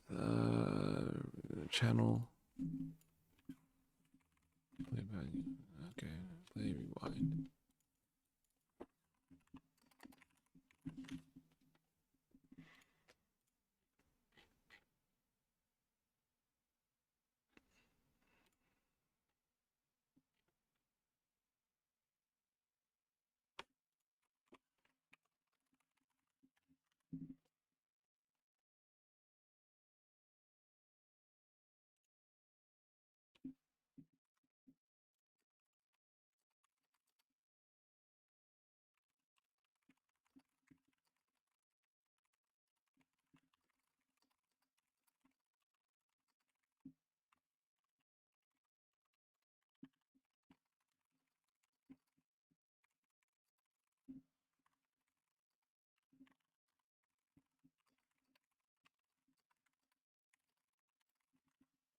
So this is something I wanted to try real quick, actually. I wanted to see if it's possible to run multiple instances of. Okay, yeah, actually, it's fine. Multiple instances of Sunvox.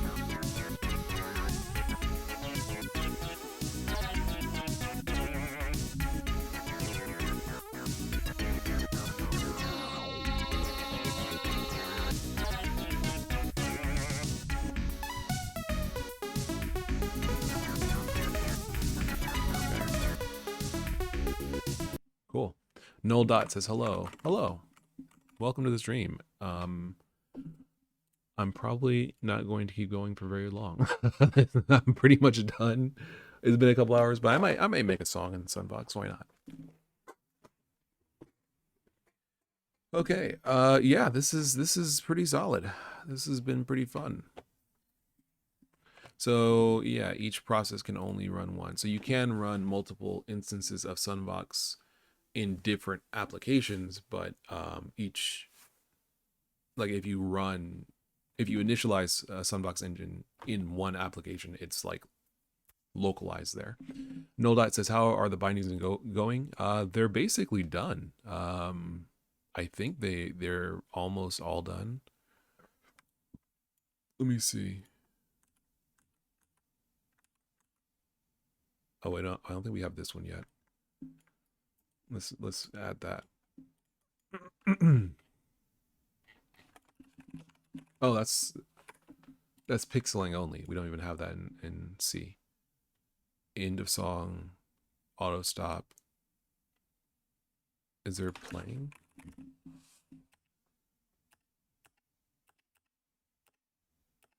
No. Okay, there's no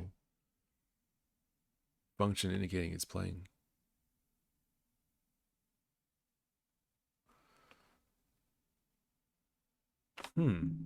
Hold on. There's no function to indicate that it's playing. Check if it's finished playing. Oh, end of song. The project is playing now. The project is stopped now. Okay, so end of song is really not so much end of song as it is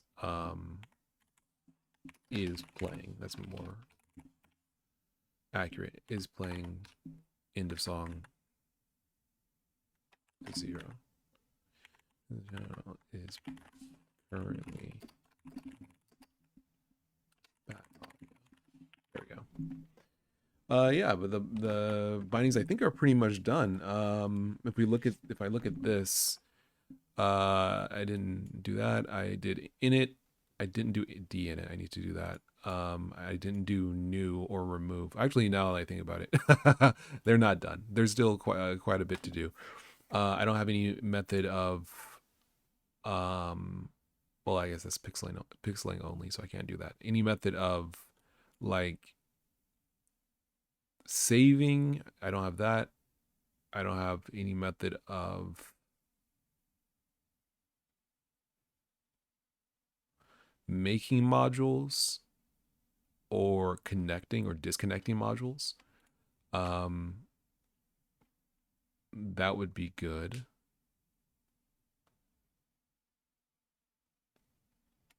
But I'm not gonna worry about that.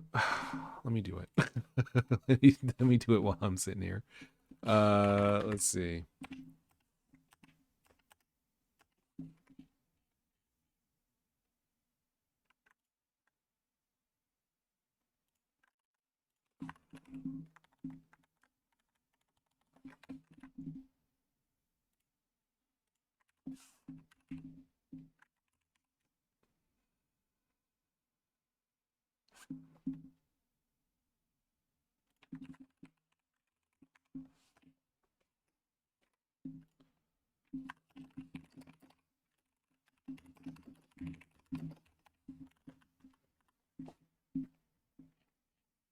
What's the word? Is D in it the word? Like in it and clean up, breakdown? What's the word where, like, I guess destroy? Well, create and destroy. In it and D in it, I guess that's fine. What is the, yeah, here we go.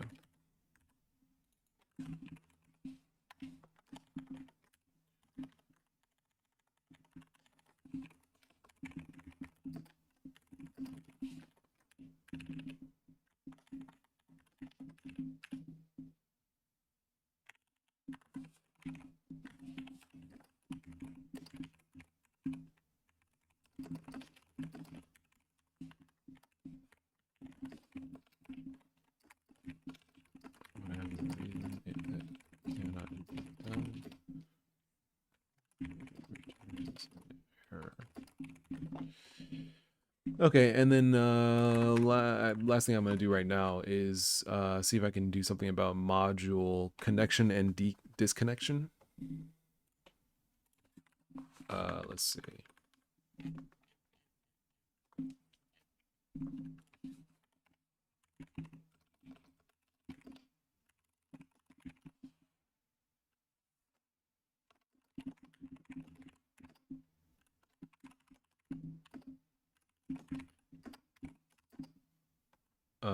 Can return an error.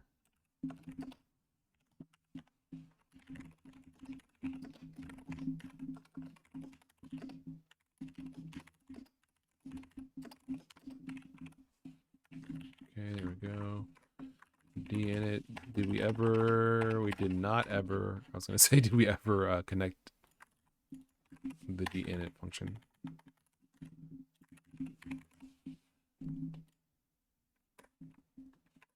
Cool.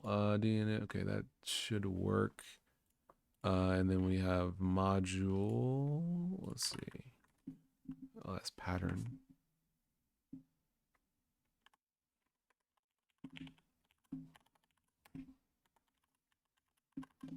think these are patterns. I think these go in there. Let me see. Set event T.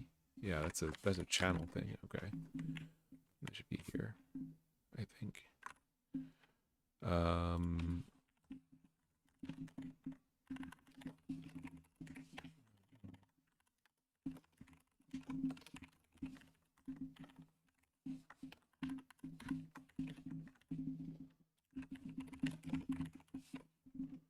Okay, so according to this, I need to lock and unlock when I do that. You can load modules dynamically. That's crazy modding.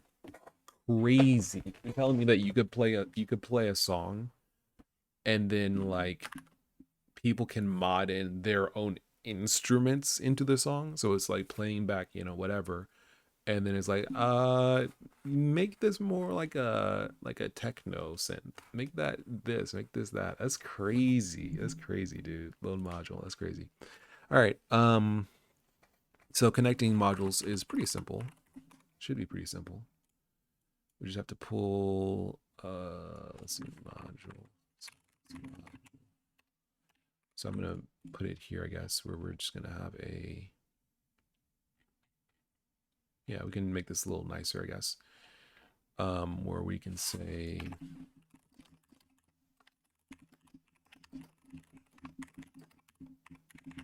like that.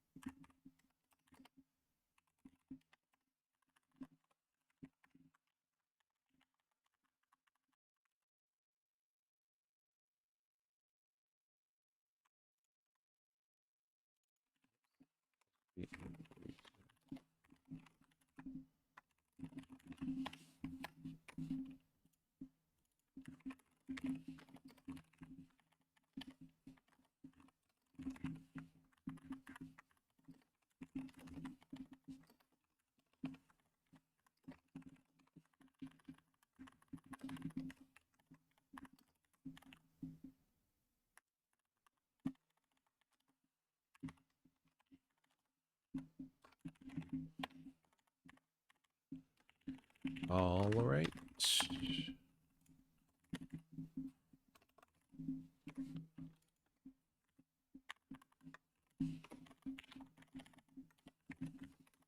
Cool. Very cool. Let's test this out.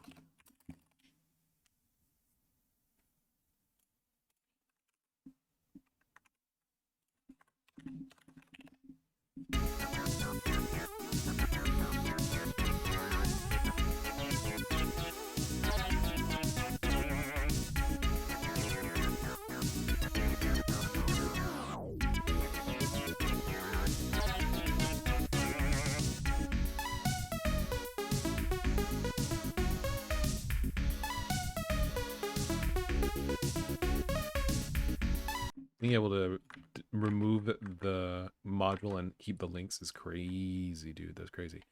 All right. We can test this out. What we're gonna do is just real quick. Do like that, and we're gonna see if we can just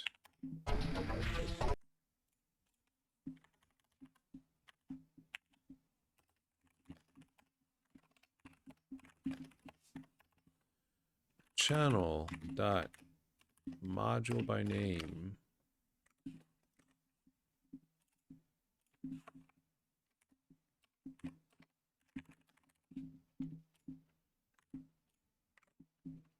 going out, connect or disconnect.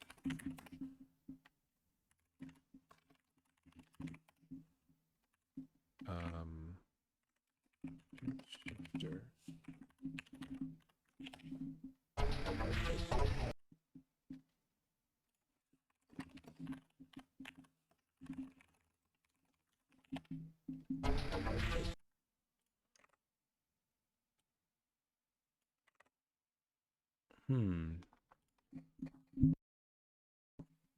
Let's see.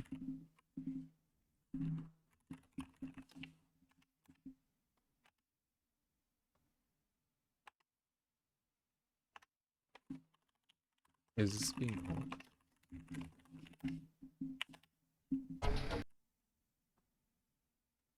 Oh, yeah. I'm not waiting long enough.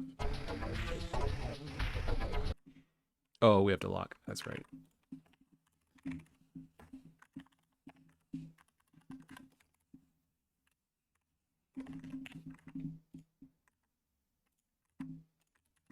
I guess we could defer an unlock.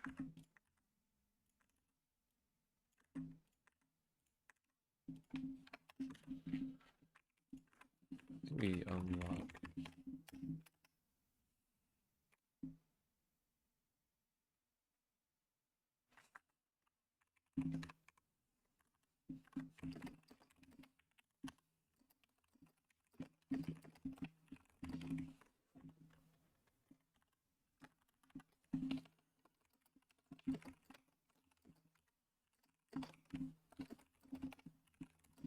Okay, yeah, since we're probably getting the errors, that's fine. We'll do it like this, I guess.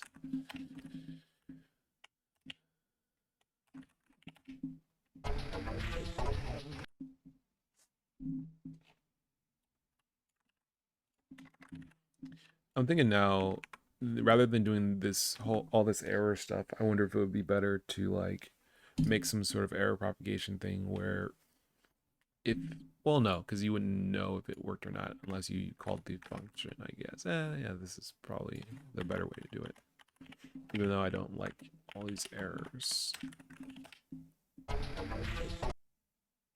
Cool. All right, so then we can say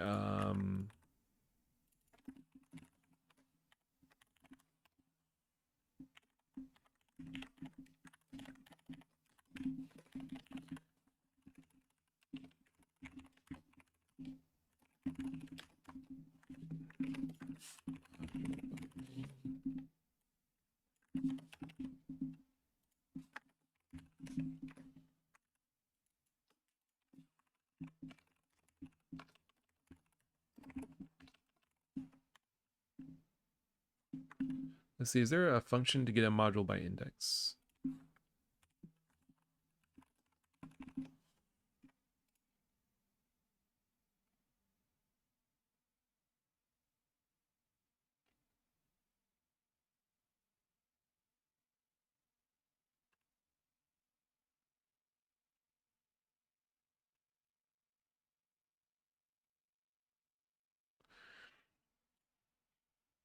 Do I have module count?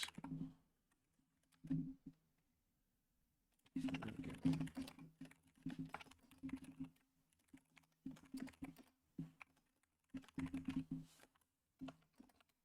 We have to implement both of these. So get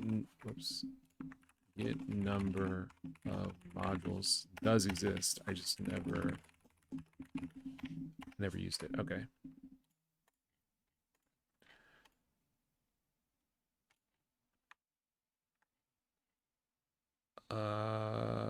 Let's see.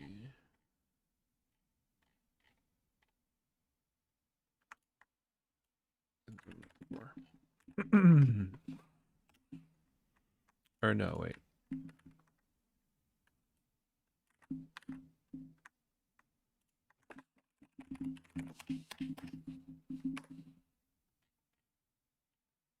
This is what I'm looking for. Here we go.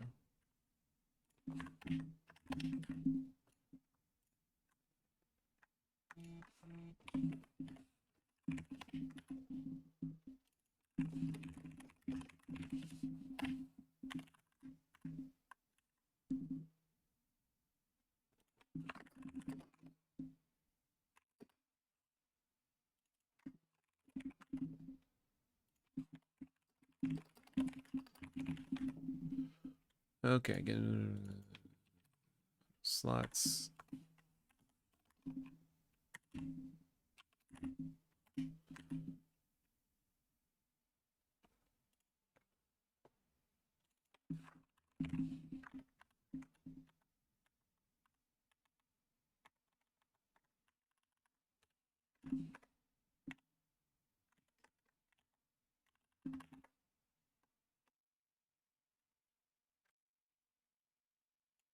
Let's see here.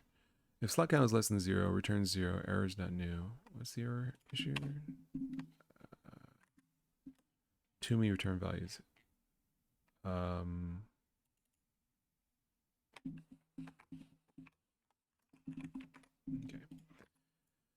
Pattern module.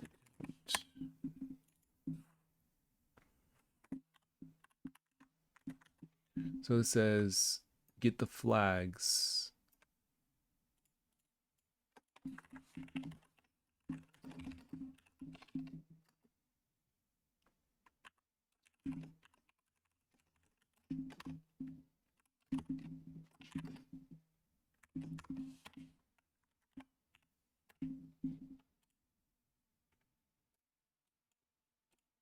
What I want to know is get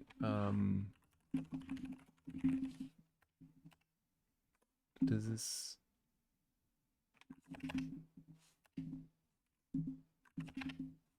return? You can return -1. Okay.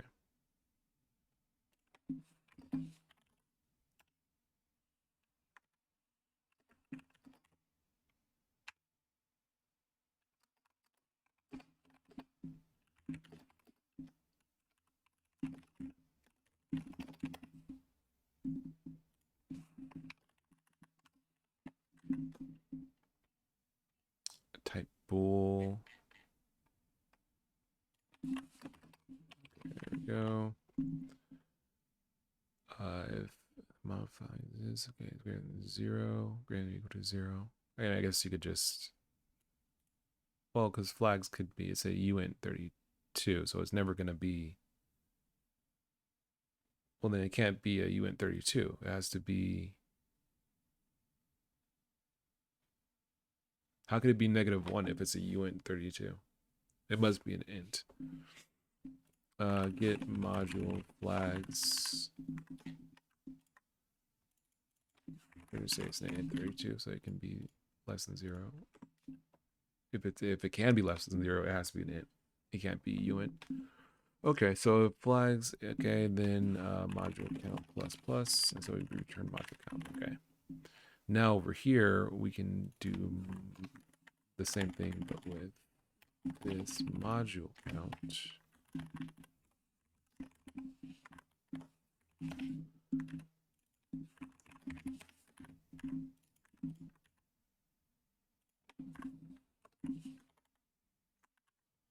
Get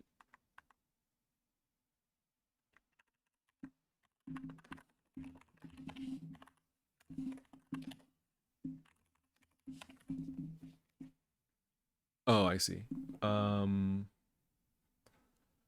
It's just this. Okay.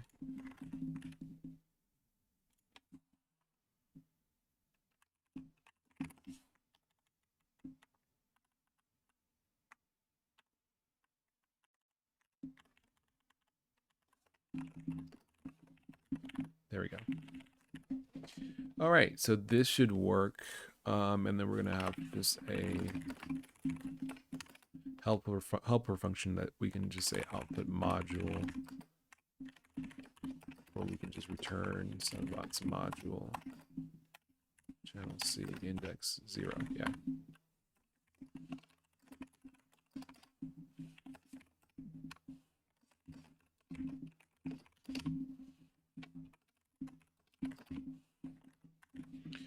Cool. Output module returns output.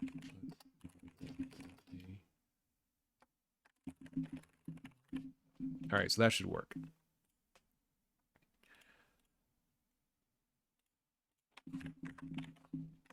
Cool. All right.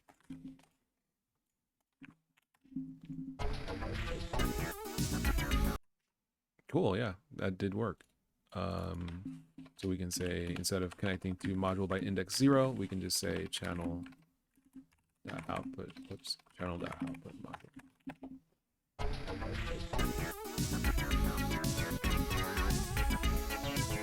Very cool. So now you could, for example, set up different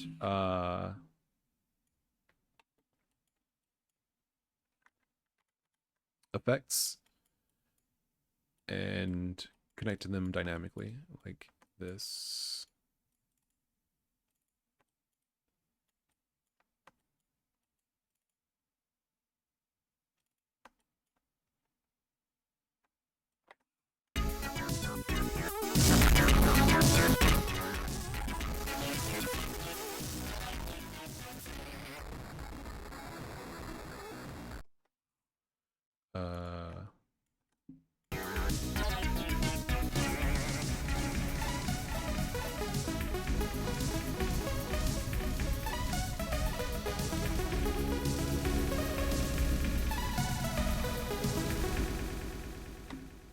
Cool.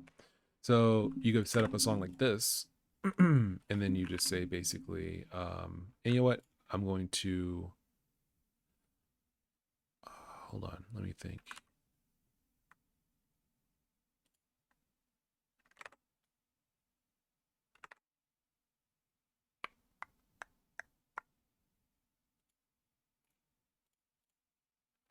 Wait, module count. If I go back to this, module by index. Yeah, actually, now that I think about it, this is impossible. Like this module index greater than module count. You could have a module count of 4, and the indices of the modules are like 1, 19, 4, and 3 or something. So we don't actually want to check the module count for the module index. We just basically want to know if it exists. And then the module count is the number of module slots.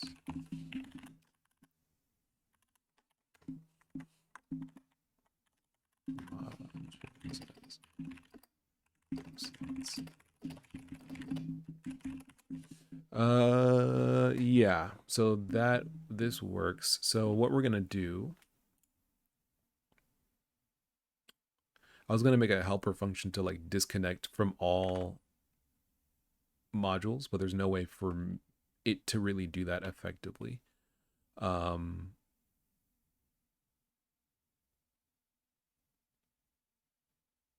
I guess you could loop through. Well, you don't have a way to get the modules.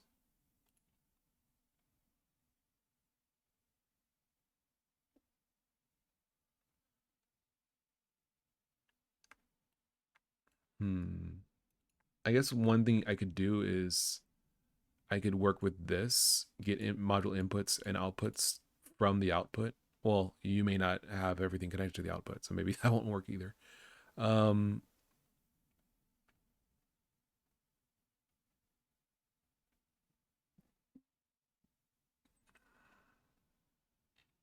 Yeah, I guess what I could do is for I could do something like this.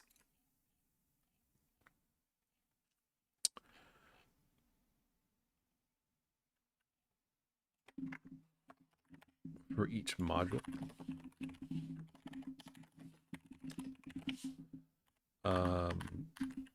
We basically say mod count 0, max mod count, s dot module count.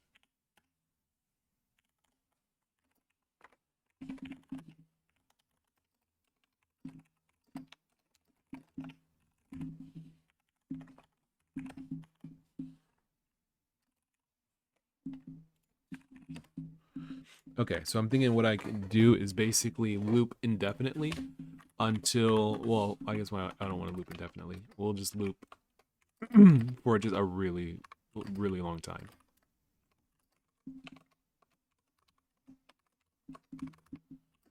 Like that. We'll loop a million, through a million modules. And basically we'll count the number of modules that exist. And once it exceeds that number, then we know we've stepped through every module in the file. So we say mod count plus plus. We could also make it so that this returns a boolean so that you can cancel out early if you maybe find a specific pattern or something like that. I'm sorry, specific module or a specific pattern. So we can say If not for each, then break. Same thing here. If not for each, break. This should be the module.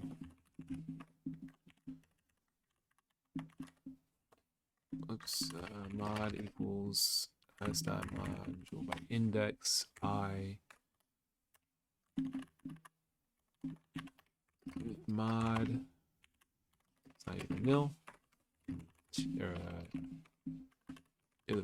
Mod is nil to continue. Otherwise, call the for each with the function. If it returns false, then we break out, and then we say mod count plus plus. If mod count is greater than or equal to max mod count, then we can break as well, and then we return nil. So mod count plus plus. Let's see. So 0 is 1, yeah, and then it's 1 count, yeah, and then 4, and that's 1. 5, and that's 1, that's 3. Mod count is greater than. Okay, then we break, yeah, because we have 0, 1, 2, 0, 1, 3. Okay, I think that should work for each module. All right. So then we can probably disconnect all. Well, I guess you probably would never want to disconnect a module from all modules, because it's like, you know, you may want to disconnect it from some modules, but not all of them. Anyway, well, this is fine. So we should be able to basically say, like, here's our song. And let's say we want to change it dynamically. Well, we can. I mean, like, honestly,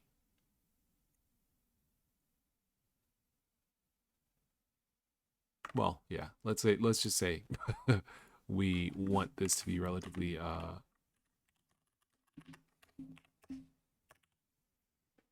straightforward. So we'll say PS equals module pitch shifter, right? So we say we want to wait a second, connect it to the pitch shifter, and then disconnect it after a second.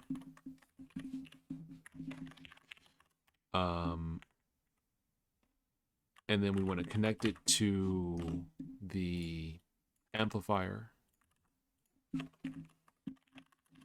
the clean signal. So we can call it clean. And then we wait and disconnect it. Then we do the same thing to distortion.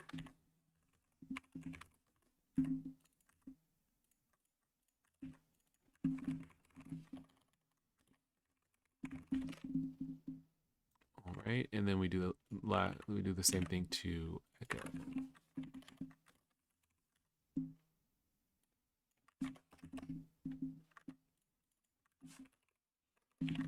And that's it.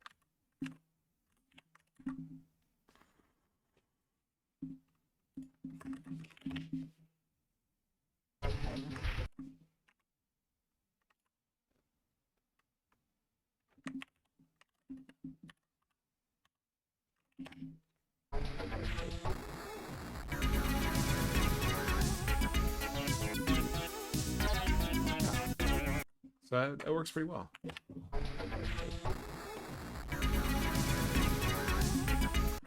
Very nice. Yeah, so that's pretty good. I mean, like, this, of course, this is like, you know, doing this manually, this connection, disconnection. It would be better to have a wet dry signal, you know, where you have these connected and then you're just altering the wet dry signal around. In my opinion, I think that would be easier. But yeah, this works. All right, well, I'm kind of pooped. It's been 2.5 hours. I kind of wanted to make music. I kind of still do want to make music, but I'm just kind of like dunzo.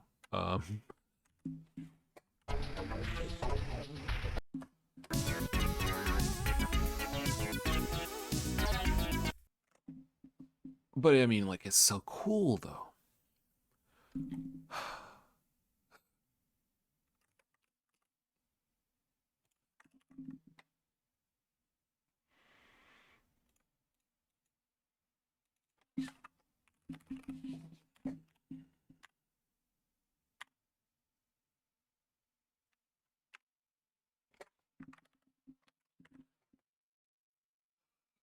I'm just like I'm just kind of tired, man. Do I want to keep going? Nah. I'm done. Unless I'm done. I'm done. I can pick it up Monday. I can do some actual like work with this stuff Monday. So I think this is in a good enough place to probably use. The only thing I'm missing is like module stuff, I think. Let me see. Uh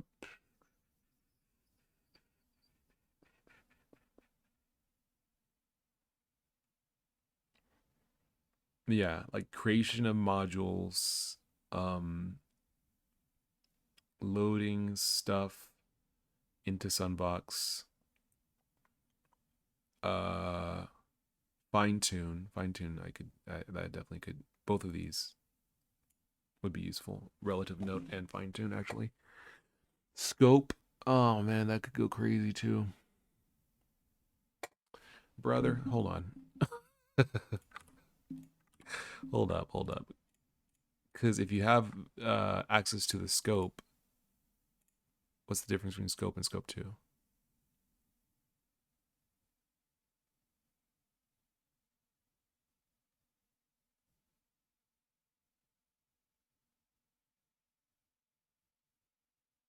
Oh, is that the left and right channel? No. What's the difference between scope and scope 2?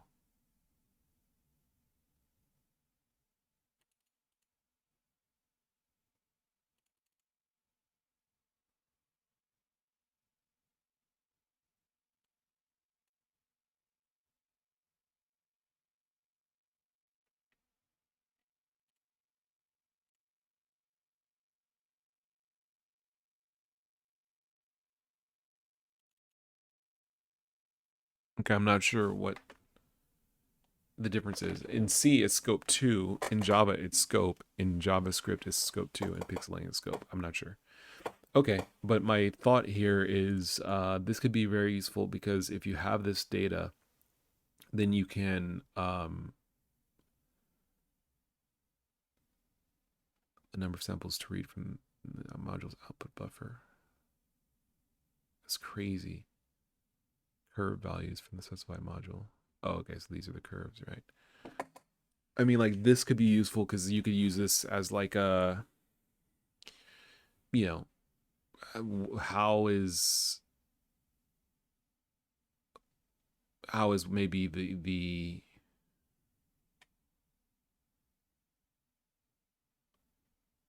sorry, I'm just thinking.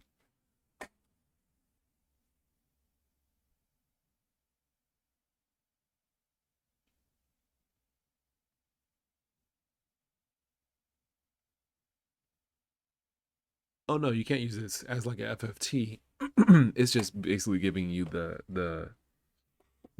the data that creates the sound. Right. So this isn't like telling you if it's low or high or anything. It's not a spectrograph, spectrometer rather.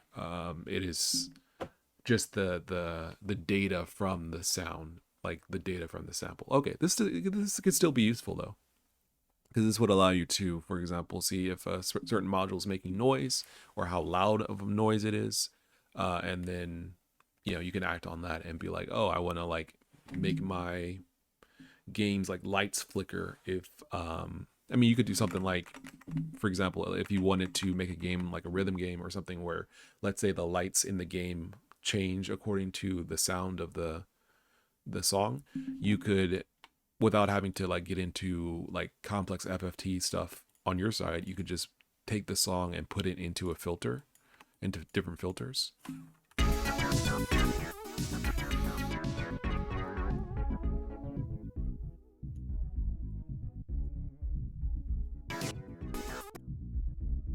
I bet. Actually, Filter Pro would be better because you can see it better.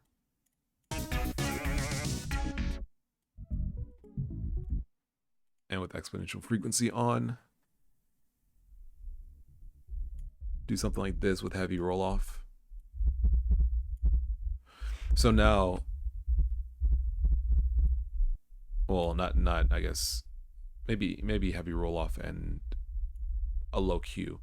Now, when you play the game, I mean, the song is playing or whatever, but you can read this module's samples, right? You should be able to read this module scope to see, like, I guess it's essentially this data, this bar that's moving, to see like, oh, hey, or I guess it would be the equivalent of this spectrum, this scope.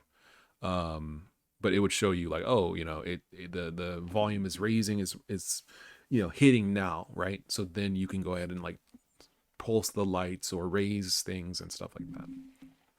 So you could do a lot of cool stuff with this. So this is kind of important. These are really important in my opinion. Probably relative note must be. Oh, relative note and fine tune. Oh, they're together. That stinks. Okay, so that is something that we'll need to do too. I guess I'm gonna start it. I don't really want to do it, but I because the scope is like, it's working with buffers and stuff, and it's like I don't want to have to deal with that right now. But I do think it's useful, so I'll do it at some point. But for now, I'm just going to make stubs for these, I guess. I'm not even gonna make the stub for the. You know what? I'm just gonna. I'm tired. I'm tired. That's okay. That's okay. Well, what we're gonna do? We're gonna keep this super simple. We're just gonna say get module fine tune. Slot num module num int. It is a uint32. Set module fine tune slot num module num, and then fine tune is an int.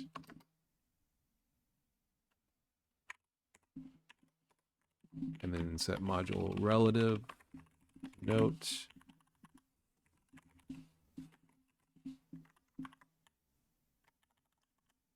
And then get modules, get module scope 2. I guess it's scope, we can just do it like that. And then it's going to be the slot num, the module num, channel num. Then we got a pointer to a destination buffer of int 16 values. Oh, it's a pointer to the destination. I don't even know if we can pass the pointer to C from Go, but if we can, it would look a little something like this. It would be a pointer to a. Actually, maybe we could just pass the. Maybe it could just be a uint pointer. So that would be the destination buffer, maybe, and then sample count would be a uint32. Get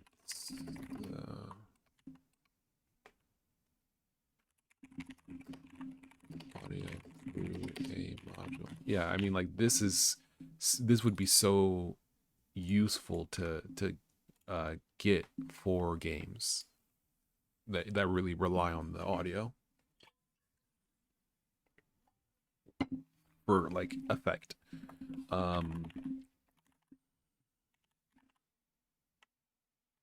Yeah.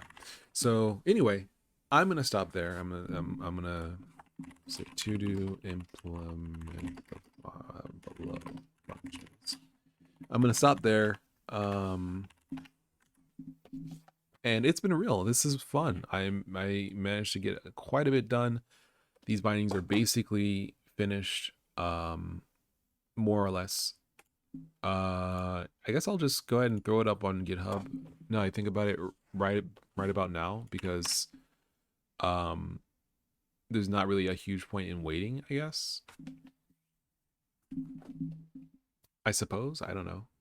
It, it definitely seems like it could be useful, and I don't know if I'm gonna do this next stuff like immediately or not. So I can kind of just like let it fly, I guess. Anyway, thanks for watching. I've been Solar Loon. It's been real. I'll catch you guys on the flip side next time. Maybe Monday. Maybe we can actually use this to make music and put it in our game and like really get some cool stuff going. So anyway, thank you very much for watching. It's been real. I'll catch you guys on the flip side next time. If you want to support development, please check out Masterplan. Please check out Techa 3D on GitHub. And please check out my Patreon at patreon.com/solarloon. Alrighty. Thank you very much. I'll catch you guys later. See ya.